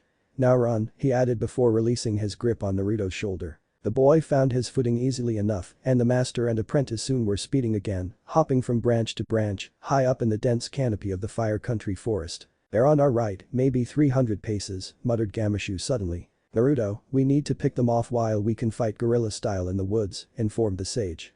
"You make the plan. Remember, you need to save Sasam." The blonde paused, even in the relative darkness, it was easily visible. A trail of sweat that was not due to the running rolled down his forehead. "You're putting me in charge," he said in a white voice. Jiraiya nodded grimly. "You said you deserved to be Chunin when we left Konoha, that's what Chuninins do. So come on, do it." Naruto swallowed thickly. That was right. Chunin led missions, they devised a plan, they gave orders. It was not a matter of brute strength but of wits and intelligence, cunning even. They were responsible for the success or the failure of the task. They carried the life of their teammates on their shoulders. The blonde suddenly realized how he had the really bad habit to talk out of his ass when really he was out of his depths. Him, ready for Chunin. He really was an idiot. "Hurry up, boy, we're losing time here and they have the girl." Naruto directed anguished eyes to the toad sage and was about to angrily verbalize his panic when a rather simple thought hit him. Sasam-chan was his friend and he had to rescue her. Jiraiya was putting him in a tough spot, but he had also said he believed in Naruto. Being in a tough spot was how Naruto learned and performed best anyway. He would still kick his teacher's ass later. Maybe. One day, the blonde promised himself, his gaze once again directed firmly in front of him. He hummed thoughtfully for a few seconds before a plan formed in his mind. Naruto crossed his fingers in his favorite seal. In a puff of smoke, 5 shadow clones appeared. "Gamako, can you do the same as Gamashu, like, feel people?" "Sure, Gaki. I'm no battle toad though." Naruto pointed at one of his replicas. "Okay, hop on this one and tell them where Sasam is located." The toad shrugged and transferred from Jiraiya's shoulder to the clone's head. Naruto nodded at his cage buncheons. "You know what to do." But the grim high, the clones darted to the right, 2 up in the front, including the one carrying the little toad and 3 in the back. "What is your plan?" the white-haired sage demanded. "First, they'll henge into something dark. Then I hope Gamako can pinpoint where exactly Sasam-chan is within their formation. Then, the 5 clones, all wearing a simple night blue version of the original's orange attire, stalked with all the stealthy speed they could muster towards the enemies. Gamako. The toad suddenly opened his mouth and his tongue lashed out like a whip, apparently at nothing as it promptly retreated within the batrachian's orifice. 9 enemies, 1 is at the center of their formation with a hostage. The 8 are divided into a square, 2 per angle. All 5 clones felt their eyes go wide at the precision of the information. "Can you taste chakra with your tongue?" one whispered excitedly. "Yup, but you should focus, Gaki." The replicas nodded and the 3 in the back switched position as they neared the hostile party. Suddenly, the bunch carrying the toad stopped and other replicas staying with him. At the same instant, 1 clone in the attacking team of 3 climbed high while another dived low, all 3 still going towards the enemies. The 1 clone highest in the 3 almost reached the top before he realized something the original had not considered. "I need light." The clone thought for a second. It was still too dark to reasonably expect to see the enemies before being right in front of their nose. The replica shrugged and quickly dropped several kunai downward, each with an explosive tag primed. The paper bombs detonated below the canopy, bathing it in yellow light and fire equally. Wood creaked and birds of all kind took flight in panic, while some dropped down to the floor, nothing but charred corpses. A sudden luminosity revealed movement and the clone adjusted his position before he dive-bombed, holding on to a branch that had been torn from a tree. Down low, the clone climbed high as soon as the tags went off and revealed enemy position. Pulling a spool of ninja wire, he zigzagged in between the trees while pulling the wire taut in between the rings of numerous kunai, turning the web into a giant barbed maw by stringing shuriken along the wires. With the regularity of a spider, he went backwards and up, weaving a deadly net. "Up there." 1 enemy ninja screamed. The troop looked up and saw 1 shadowy thing barreling towards them at high velocity while dragging a branch behind them. 2 kunai whistled and embedded themselves in the branch as the thing disappeared in a gust of smoke. The piece of wood was dissected by the impact and revealed several explosive tags which fluttered down. "Hatsu," whispered the clone, who had simply substituted. Fire rained upon the enemy ninjas, but one had already used a weird jutsu, probably a suitin if Naruto had to guess, given how the strange man was holding a water-like shield around his comrades. The 1 clone who had not changed his height level sent augmented kunai towards the Odo Shinobis. Unfortunately, the whistling sound of the blades cutting through the air alerted them, and they scattered. 2 did not choose the right direction, however, as they skewered themselves on the barbed web of ninja wires. 1 of the wounded, trapped ninjas moved abruptly and activated the second part of the web. Naruto's replica felt his eyes go wide with shock when it did not go as he had intended, and the man suddenly found himself hung by the throat. With a loud snap that sounded like thunder to the blonde boy, the ninja's neck broke from the shock of the free fall. 1 enemy spat a fireball at the Naruto on their level, and the replica dove behind a trunk. This seemed to kickstart the Odo nins into action, and soon, they were covered with a large cloud of smoke.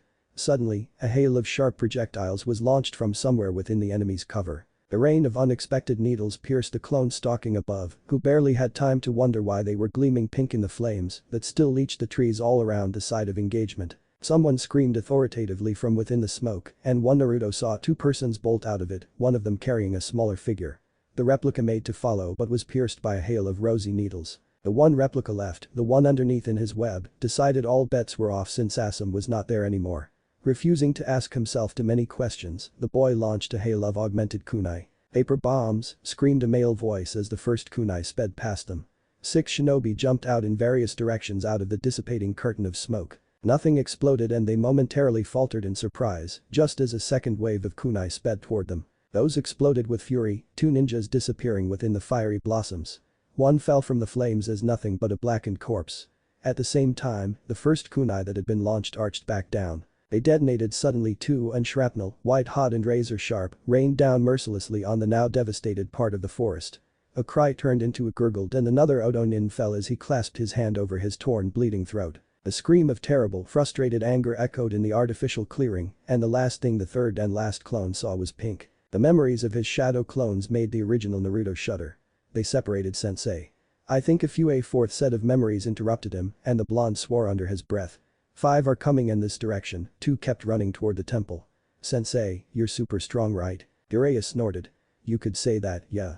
Then you'll distract the 5 coming here, and I'll pursue, explained the blonde, just as his last remaining clone landed in front of them, Gamako on his head.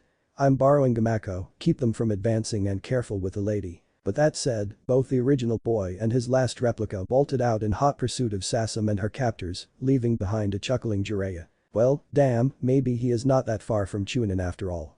Although it's a bit reckless to leave a single ally behind. Everyone is not me. The white-haired man mumbled with a pensive nod. The sage suddenly flashed out of the way of a hail of shuriken in a shunshin and immediately concealed himself. The toad on his shoulder unfurled its tongue and pointed a direction, but Jiraiya had already seen them. They were a strange bunch, wearing the Atagakure headband. The apparent leader was a blue-haired woman of beauty in Jiraiya's opinion who was snarling in anger. Find them, they were here a second ago. She whispered. It might be a stealth technique, boss, pointed one henchman in a trembling voice. No shit, think I didn't see that shunshin.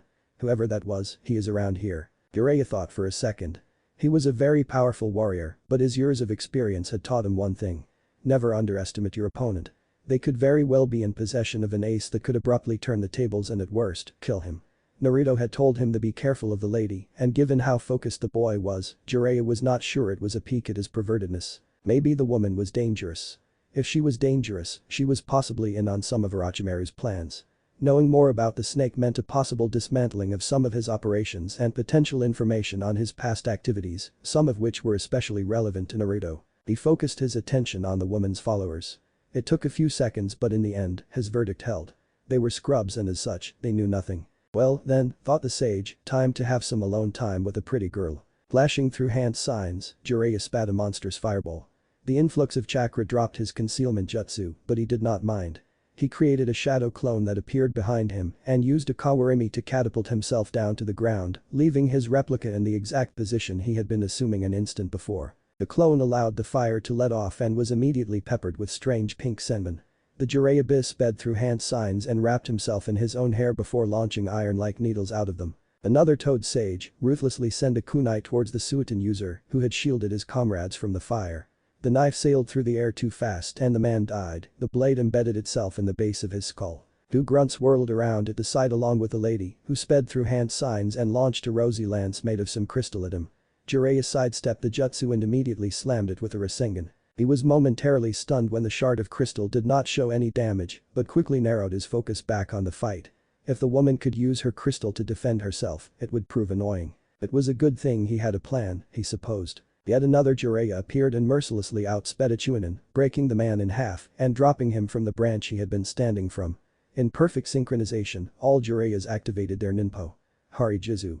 Needles made of hair yet as piercing as the best arrows rained down the ninja from virtually all sides, leaving one way out only. The two Odo nins left jumped downward, but the woman simply encased herself in crystal. One Jiraiya smiled and flung an augmented kunai at the branch she was standing on.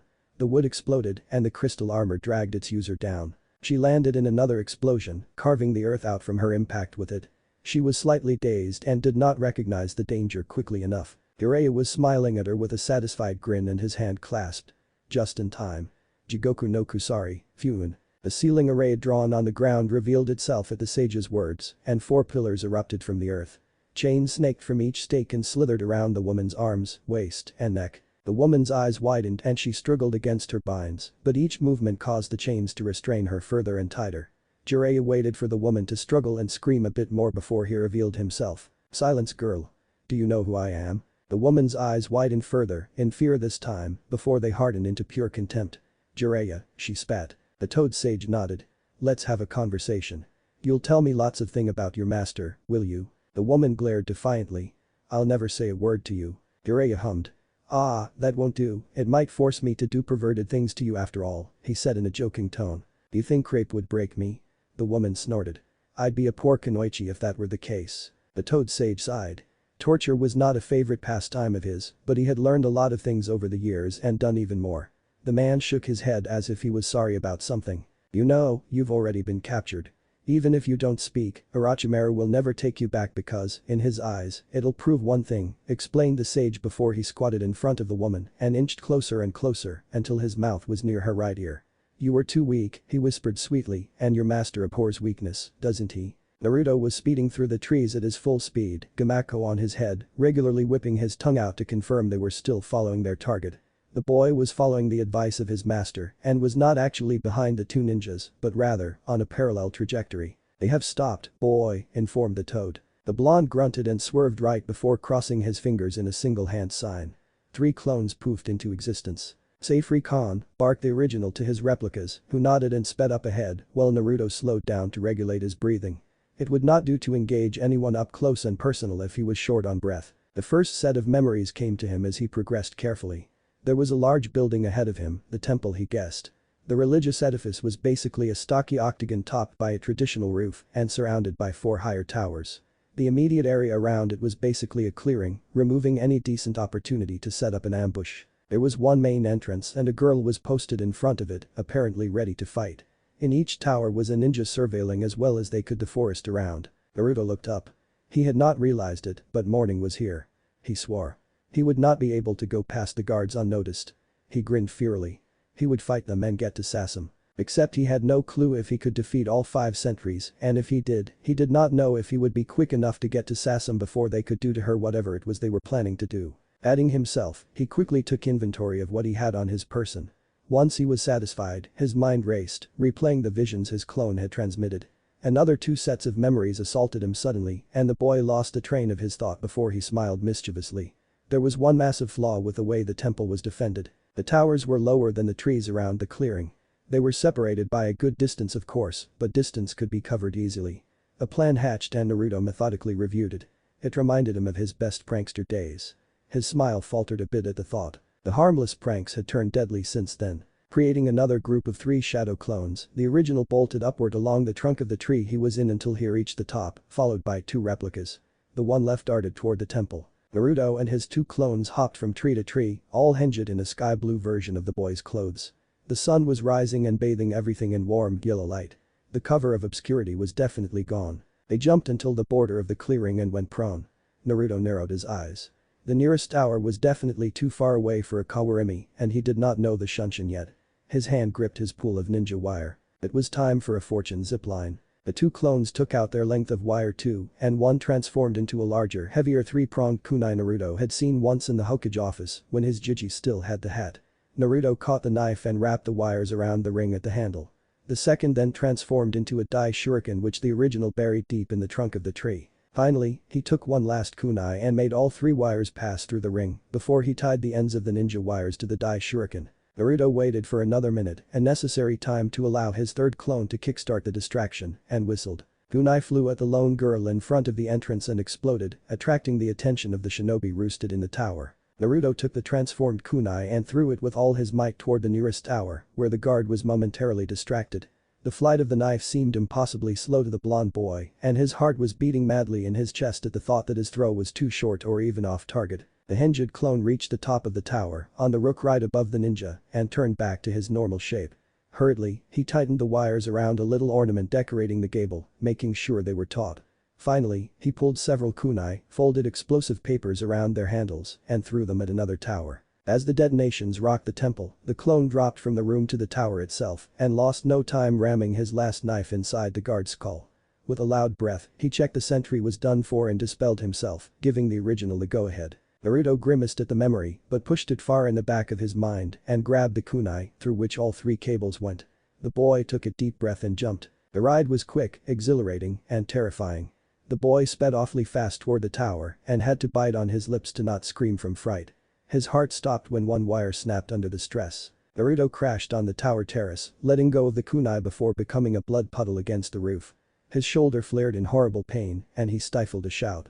Slowly righting himself up, he heard explosions were still happening, meaning his last clone was still creating a diversion. Tentatively, he tried moving his right arm but grimaced when pain flared. It was broken. Frowning at the handicap, he shook his head resolutely and bit into a kunai before he forcefully set his broken in position to form 4 shadow clones. The blonde grunted and his vision swam from the pain, but he was now surrounded by the replicas. One sighed and turned the corpse over to take a good look at the man before he hinged into him. Naruto and the 3 clones left took the stairs. He was inside now. Why was he a ninja? Not for the first time, Shikamaru Nara was asking himself this question. However, it was only recently that he actually expected his mind to supply him an acceptable answer. That he ever wanted to be a ninja. The shinobi life was his family business and he had not protested when his parents had entered him in the academy. Back then, bar looking up at the sky, nothing had felt interesting to him. In the young Nara's mind, the clouds led a perfect if ephemeral existence and he wanted the same for himself. Then had come the time nearing graduation and his father had turned troublesome, introducing Shikamaru to a game the boy actually found fun. He did not recognize immediately what his old man had done for what it was then, enjoying moving the pieces on the checkerboard too much. Shogi had nearly replaced cloud watching until Shikamaru's mother had started to nag him enough that passing his genin examination was the better alternative to failing it. He had been put on a team with Shoji Akimichi, a boy he considered a friend, and Ino Yamanaka, a bossy girl who was way too troublesome for her own good. None of his teammates had a reason to be a ninja, or at least, not one that mattered remotely. Shoji was like him. Being a shinobi was what the clan did and he was the clan heir, much like Shikamaru. He had been enrolled in the academy without being asked. They had been kids anyway, of course, they would not know what they wanted to do. So evidently, it had been chosen for them. Ino was entered for the same reasons, but had found a personal goal along the way, impressing Sasuke Uchiha, dark, brooding, and last of his kind. Classically awesome, talented, and with such a tragic life according to Ino. Shikamaru knew the Uchiha was not the only one with a broken past, but he figured his female teammate was more attracted to look. It made sense, considering how vain she was herself. At least, their teacher was far from being a slave driver. The man was nearly as lazy as Shikamaru himself, and the Nara boy had been relieved when all they had done was building their teamwork. It was easy. He was the brain, of course, Choji was the muscle and Ino the distraction, he supposed. It was like moving the little pieces on the shogi board and then the mission would be accomplished. Then their teacher had had the terrible idea to enter them in the Chunin examination. Shikamaru had not wanted to participate, but Ino and his mother had been on his case and it was too troublesome to oppose any serious resistance. In the end, he had accepted to enter. He had personally slept through most of the first challenge, insisted they hide during the second, and had half-heartedly fought during the third and last before giving up. It had been like moving the pieces on the board. The fools in the Hokage Tower had decided he was ready for a Chunin promotion. This had made Shikamaru scoff. He was not even sure he wanted the headband resting around his left bicep, the only reason he had it was because going with the flow had been the less troublesome thing to do, and suddenly he was a junior commanding officer. What kind of madness was that? He had been given absolutely no time to even consider the idea that he now had authority over people who could kill him with a sneeze and yes, he included his old classmates and the genins from his generation in the bag when his first mission had been given to him. He was to pursue and bring back Sasuke Uchiha, who had been abducted. Or had turned traitor, nobody knew at the time. So he had assembled a team and led the chase, moving his own pieces against the enemies. The exception was that this time, his friends had all nearly died. Worse, when he himself had only suffered a broken finger, he had returned to Konoha rather than continuing forward to ensure the mission's success. He had left Naruto fight alone as he nursed his twisted pinky. "What am doing?" muttered Shikamaru Nara as his exceptional mind failed to provide the boy with the answer he desperately needed. Hinata Hyuga starred firmly at the training post in front of her. Her brows were furrowed together ever so slightly and her jaw showed signs of being tightened. On any other member of the Hyuga clan, such an intense expression of focus would not be a surprise, but the fact was that Hinata was not the average Hyuga and her gaze was normally anything but firm. The heir of the clan was soft-spoken as much as she was soft-hearted, her manners were gentle and her eyes shy. Such a disposition had cost the girl the affection of her father, who saw her as weak. Ieyashi Hyuga was a man who had been changed by the loss of his twin brother and his wife. Grief and pain had become unbearable and he had crafted himself a mask, a poise made of a straight spine and a stern glare that he used in order to smother his heart. His eldest daughter had needed him after the death of her mother, but he had been too cowardly to face her, trying instead to make her like him. Trying to smother her heart, when or maybe because she was so much like her mother. It had horribly failed obviously, and Hinata had gone elsewhere to find and nurture her true strength, the strength that allowed one to endure loss and keep going, rather than to become a shell. Ieyashi Hyuga was a craven father, and his daughters were infinitely stronger than him. When he observed his eldest strike the training post she was facing, he could not help but feel a surge of pride at her abilities. He had little to no right to allow himself this emotion, first and foremost because he had not taught her much personally, but still, he could not keep it out of his heart. She seemed so powerful and looked so beautiful, and if he had not been such a dastardly man, he would have praised her. She had found her poise, and it was one of a warrior fiercely dedicated to those she loved. Hinata hit the wooden post hard, both her hands aglow with chakra. Her moon-like eyes were focused on the target in intense concentration, and the effort was making her sweat. A small smile, however, was tugging on her lips. She was weird, but he liked that. It must mean she could love herself. She was weak, but he had said hard work would make her better. It was a revelation to her, she did not lack strength innately and was not stuck to her status. She had been discouraged yet he had pushed her forwards. She just had to run now, run fast, run hard, run as much as she could so that she could catch to him when he would be back. That was her promise and she did not go back on her promise. That was the Nindo he had gifted her. Then she would ask. Her breath hitched slightly at that and she momentarily lost her rhythm. She had 2 years to build her courage. She could do it. She would do it. She hit the post once again. Naruto took the spiraling staircase and progressed slowly, a clone in front of him to safely spring any trap that would be waiting for him.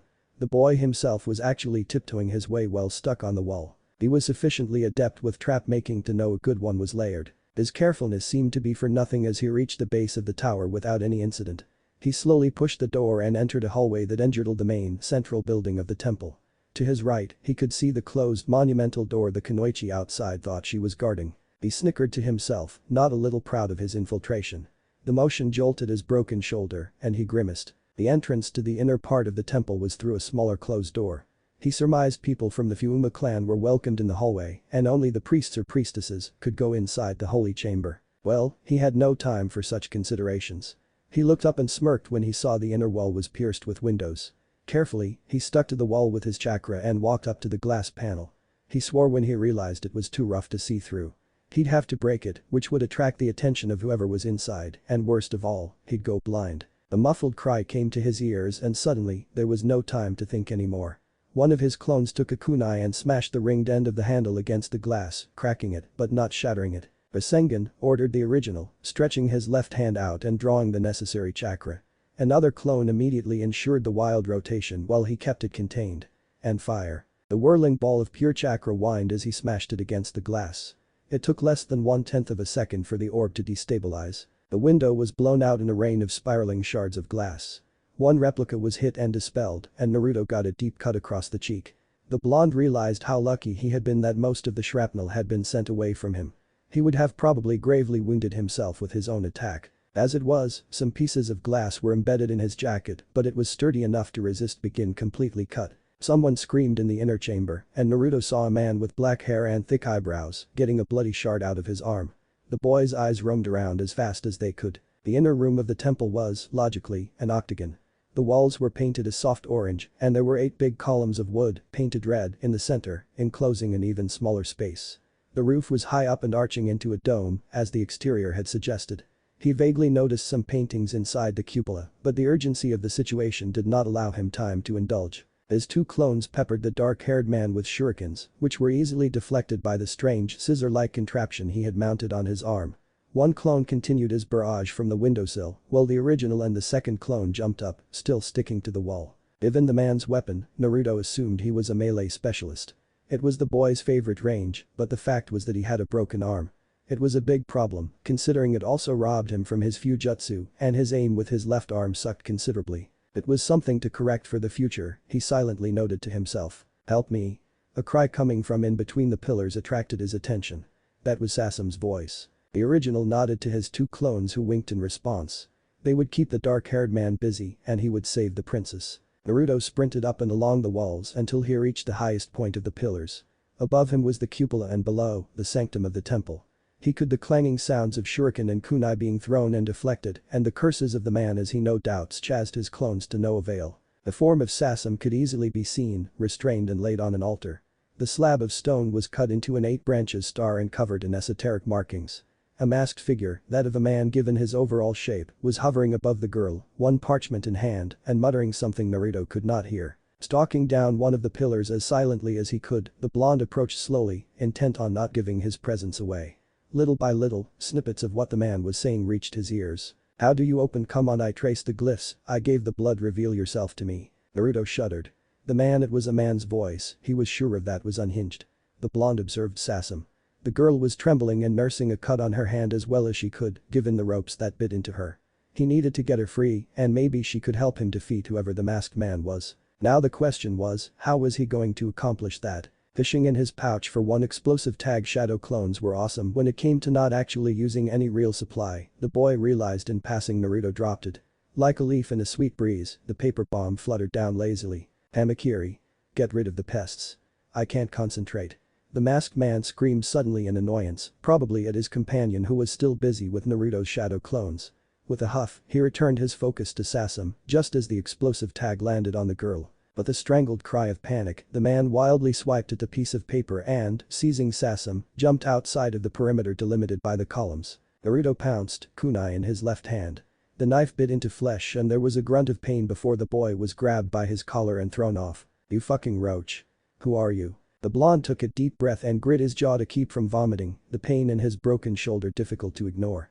Pointing his bloodied kunai at his opponent, he snarled as threateningly as he could. "Hand Sasam over, reinforcements are on the way." The masked man chuckled, his right hand gripping the gash on his left arm. "They won't get past Kotohim." On the ground, a dazed Sasam widened her eyes suddenly. "No," she whispered. "It's okay Sasam-chan, you'll be free soon," assured Naruto as both men started to circle around the prone form of the girl. "She is going nowhere. I need her here so you'll die." "DCH, try it, you weirdo," taunted the blonde in return. "Gladly," answered the masked man as he lunged suddenly. Naruto stepped sideways and attempted to slash with his kunai at the already wounded arm of the man, but the blade sliced the air and his wrist was suddenly wrenched in an unnatural way. The blonde snapped a kick at his opponent who blocked it with a raised leg. Naruto grunted and let his kunai fall out of his grasp. Faster than the blink of an eye, the blonde brought his raised leg down and kicked with the other. His feet impacted the kunai with force and the blade buried itself in the man's side. At the same second, Naruto felt his nose explode under the strength of the kick. Momentarily blind, he could not adjust his position to his enemies and his wrist suddenly snapped, broken. A cry meant to escape his lips, but a hand suddenly knifed him on the throat and only a gargled sound came out. The foot stomped his sternum and forced all air in his lungs to escape. "You little bitch." The man spat and coughed. "You fucking knifed me." Naruto, his vision full of dark and bright spots and blurry, could still discern the outline of his kunai deep within the man's right side. "You'll pay for that. You'll die suffering. Ninpo. Jubaku Mandara." The blonde blinked several times to clear his eyes from the shock. Suddenly, it seemed like he was trapped in a soap bubble. Hesitantly, he reached to touch the strange frontier that separated him from the world and found it to be a very real wall. "Wah? You'll die crushed by my mandala," chuckled the man darkly. "Enjoy your last breath, dog." And suddenly, the iridescent walls that surrounded Naruto began to shrink. Panic slowly settled in as Naruto pushed and trashed against the merciless jutsu that was going to crush him. "No, please." Sasam screamed suddenly. "Don't kill him, please." "Shut up, girl." Sasam sobbed. "Arashi, please. I beg you, don't do it." The walls suddenly stopped squeezing. "I guess the jutsu gave me away, huh? Why are you doing this, Arashi?" Sasam begged, having recognized her supposedly deceased cousin from his technique. "We thought you were dead. Why didn't you come back to us?" The masked man chuckled. "Because I have had my eyes opened, Sasam," he began in an all too sweet voice.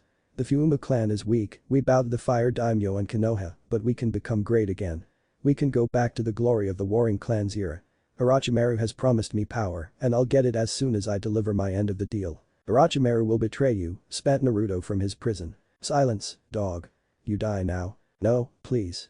Sasam pleaded with tears in her eyes. "Arashi, come back to the clan with me. I can convince Hanzaki-sama. Hanzaki is the reason we lost our pride. His line has doomed us to mediocrity." Arashi raved with a dangerous glint in his eyes. "We are chosen by the dragon and Fire County is ours." With a scream of rage, the man tightened the sign his hands were locked in and pulsed his chakra. Naruto cried as the wall of the mandala tightened. "Rasengan." A blur impacted Arashi, a swirling mass of chakra leashed inside an orb, grinding the man's flesh for a second before it exploded outward. There was a brief scream before blood rained. Naruto took a deep breath, the technique trapping him having dissipated. "Jiraiya-sensei."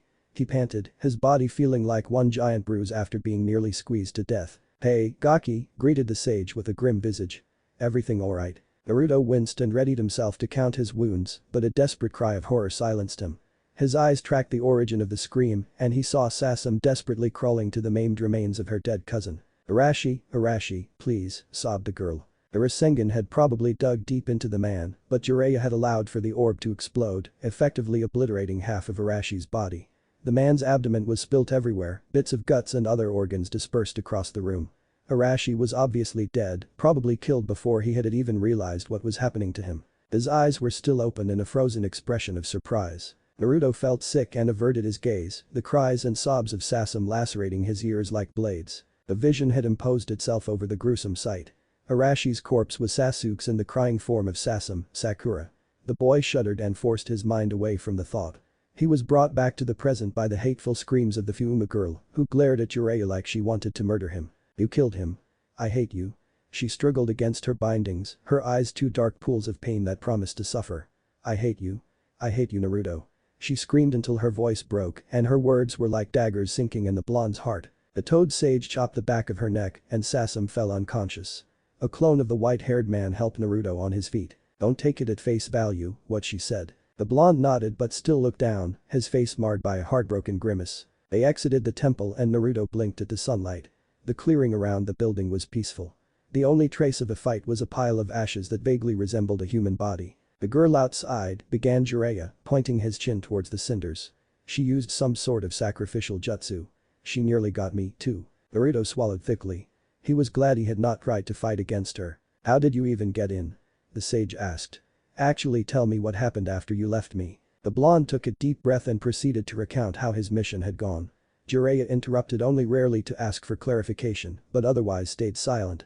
The two walked through the forest, Sasam secure within the toad sage arms, until a party of Yuma warriors met them. "Jiraiya-sama. Is Sasam-sama?" "The girl is fine," reassured the white-haired man. "Shaken but fine. She needs rest. Some of you should wait before you go to the temple. I need to speak to Hanzaki Dono first." "Yes, Jiraiya-sama," the Fuma ninja said before signaling for one of his men to relieve the toad sage from Sasam. Jiraiya waited for the shinobi to walk away before he turned towards Naruto. "You did good," said the sage with a smile. "Not perfect but good," he punctuated by slapping Naruto heartily on his back. Pain surged and obliterated the blonde's mind and Naruto fell unconscious. Jiraiya chuckled sheepishly. The shoulder, huh? A week passed. Naruto healed quickly. In 2 days, both his shoulder and wrist were functional again after a doctor set them back into place. They were a little tender, however, and the blonde had not taken archery again, preferring to exercise his shuriken jutsu with his left hand. That, and Sasam refused absolutely to see him, and practicing the bow without the redeed girl was no fun, Naruto rapidly discovered. The boy understood of course. She had lost someone dear, a brother who had betrayed her clan. What was more, he knew pretty much exactly what she was going through. His attempts to visit here were in vain, however, as servants kept telling him she did not want to see anyone. It tore at his heart, but he understood. Soon it was time to leave, as Jiraiya had resolved any and all pending business between Konoha and the Fuma clan. Master and student were packing their belongings, a sluggish Naruto doing his best to misplace socks and shurikens. The boy had his eyes down, and sighs were coming to him easily. Jiraiya shook his head. "You can't let that bother you, Naruto." The blonde did not look at the sage. "I know what she is going through. I could help. But that's up to her to accept it. I don't want her to hate you." The boy protested. He stuttered fearfully. "I don't want her to hate me." It was the sage's turn to sigh. "Do you think she hates you?" Naruto mumbled his uncertainty and shrugged. "I helped kill her brother." "That's not close to the truth." The blonde flailed uselessly. "Why doesn't she want to see me then?" "Because it's painful and she is grieving." Jiraiya shook his head. "You are incredible, Naruto, very strong," explained the sage in a small voice, almost a whisper. "When sensei passed away, you endured it and stood straight. Not everyone has this fortitude." Naruto scoffed. "I was not good after Sasuke." "True, but you were strong enough to accept help." Silence fell upon the two men, the boy's gaze lost into nothingness as the elder kept carefully sealing his things away. Naruto smiled bitterly. "Is that the story of my life?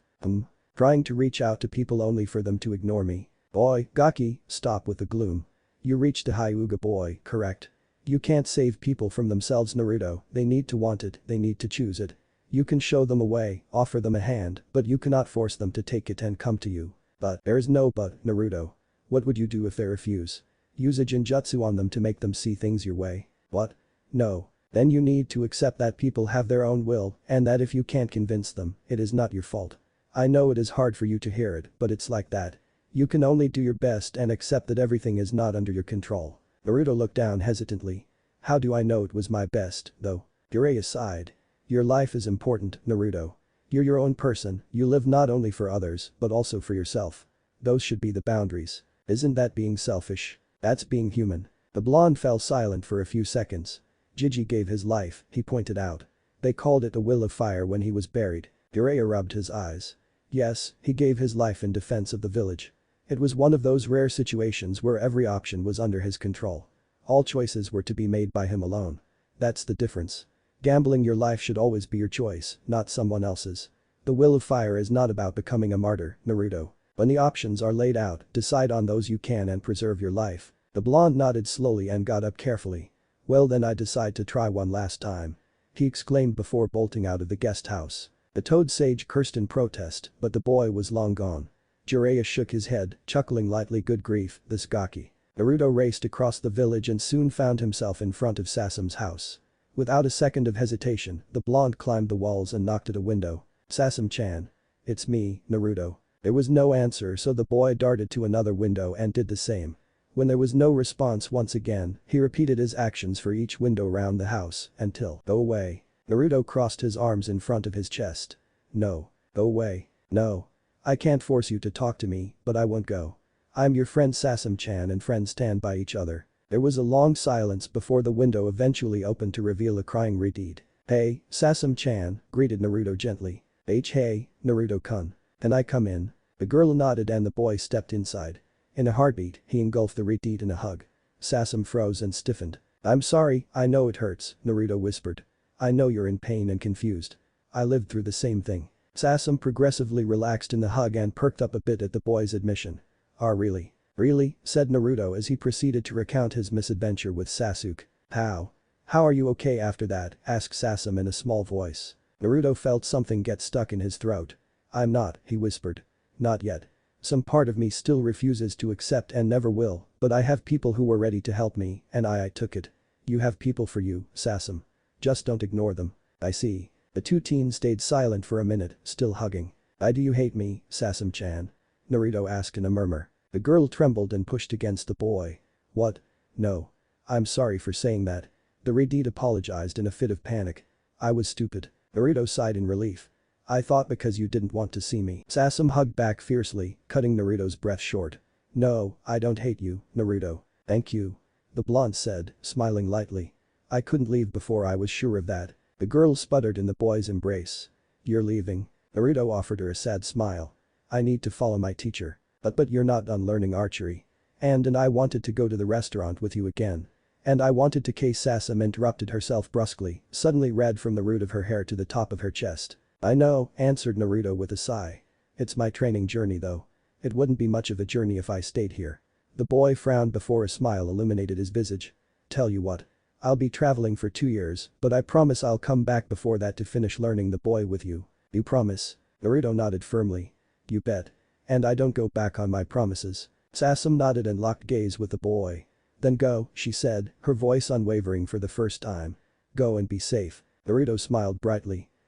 Sure Sasam-chan, I'll." The blonde was silenced by the burning lips of the Redeed crashing on his own.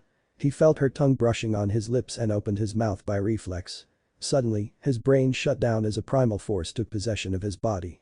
Something was pulsing through him, making him numb to everything but the unbelievable sensation of Sasam's mouth pressed against his own. It was teeth, saliva, softness, and heat, and it felt amazing to him. Eventually, the girl broke contact. Both teens were panting, and Naruto was emitting incoherent noises. "So that you remember me," she whispered. "Huh?" Sasam pushed the blonde out of her window. Naruto danced around the clone of his master, pushing the replica around. It was a simple Earth clone, but the blonde could now defeat those without any problem after 4 months of intense teeth-breaking sparring and conditioning. The boy had, under Jiraiya's guidance and with some input from Fukasaku, developed and refined his brand of Taijutsu. The chaotic feel he favored was still here. If Naruto wanted it he could not get rid of it, but now each motion had a specific aim, in addition to contributing to the overall overwhelming sensation of being swept up in a maelstrom as the Toad Sage described it. The original, sloppy form was nowhere to be seen anymore. Naruto knew every efficient technical way to throw a painful punch, and the blonde made sure to maximize his momentum for additional impact. His brawler instinct still raged vigorously however, as the boy did not shy from the most unconventional tactics. Takedowns, submission locks, headbutts, abrupt height changes, handstands for upside-down kicks, everything was good to score a hit. Or drive the opponent mad, as had noted Jiraiya. Naruto spun, bringing an elbow sideways against the clone's guard while simultaneously going for a leg sweep. Suddenly, the blonde shifted his weight and his foot rose at an alarming speed in an almost straight vertical trajectory to crash against the replica's head. Earth exploded at the impact and the Jiraiya clone crumbled to nothing. A slow round of applause celebrated Naruto's victory. The Toad Sage clapped while he analyzed the fight that had just gone down. His pupil was progressing at a tremendous speed. An Earth clone was no shadow clone, and contrary to the blonde's favorite technique, it only held 1/10 of the original user's strength, pretty much like any elemental clone. Still, he was Jiraiya of the Densetsu no Sannin, and 1/10 of his strength should have been enough to put any Chunin in their place in a pure Taijutsu match. Naruto just did not seem to care about conventions and the notions of what should be possible or not. The Toad Sage had to admit the boy's brand of martial art was a scary thing he had never seen before. The style of Mido Guy, Konoha's first Jujutsu user, was undeniably powerful, but it was relatively straightforward. The man's might, much like the Hokage's, relied more on an impossibly strong body than exotic technique. Tsunade's was extraordinarily basic. When one could punch through rock, technicality was not too important. Naruto's style, on the other hand, was viciously efficient and cunning. That was the word. Cunning. Like anything a ninja did should be. Naruto's martial art was made of several layers of traps, each deadly, that could be sprung at any moment. In conclusion, it was high time for the blonde to face the real deal. Jiraiya smirked and crossed his fingers. He had to make sure his student did not get too cocky. "You'll fight with my shadow clone next, Naruto," the Toad Sage said with a grin that promised pain. The boy paled before he readied himself with a resolute nod. After getting his ass handed to him for an hour by his master's shadow clone, Naruto washed in a nearby stream before sitting cross-legged against a tree, listening to the shadow clones around him. After 4 months, nearly 5 now, on the road, his capacity to learn new things with shadow clones had considerably increased. At first, any knowledge acquired by reading had been very difficult to integrate. His replicas were just him, they had the same average memory as he had, and reading a scroll one time was not enough to remember its content perfectly, much less understand it.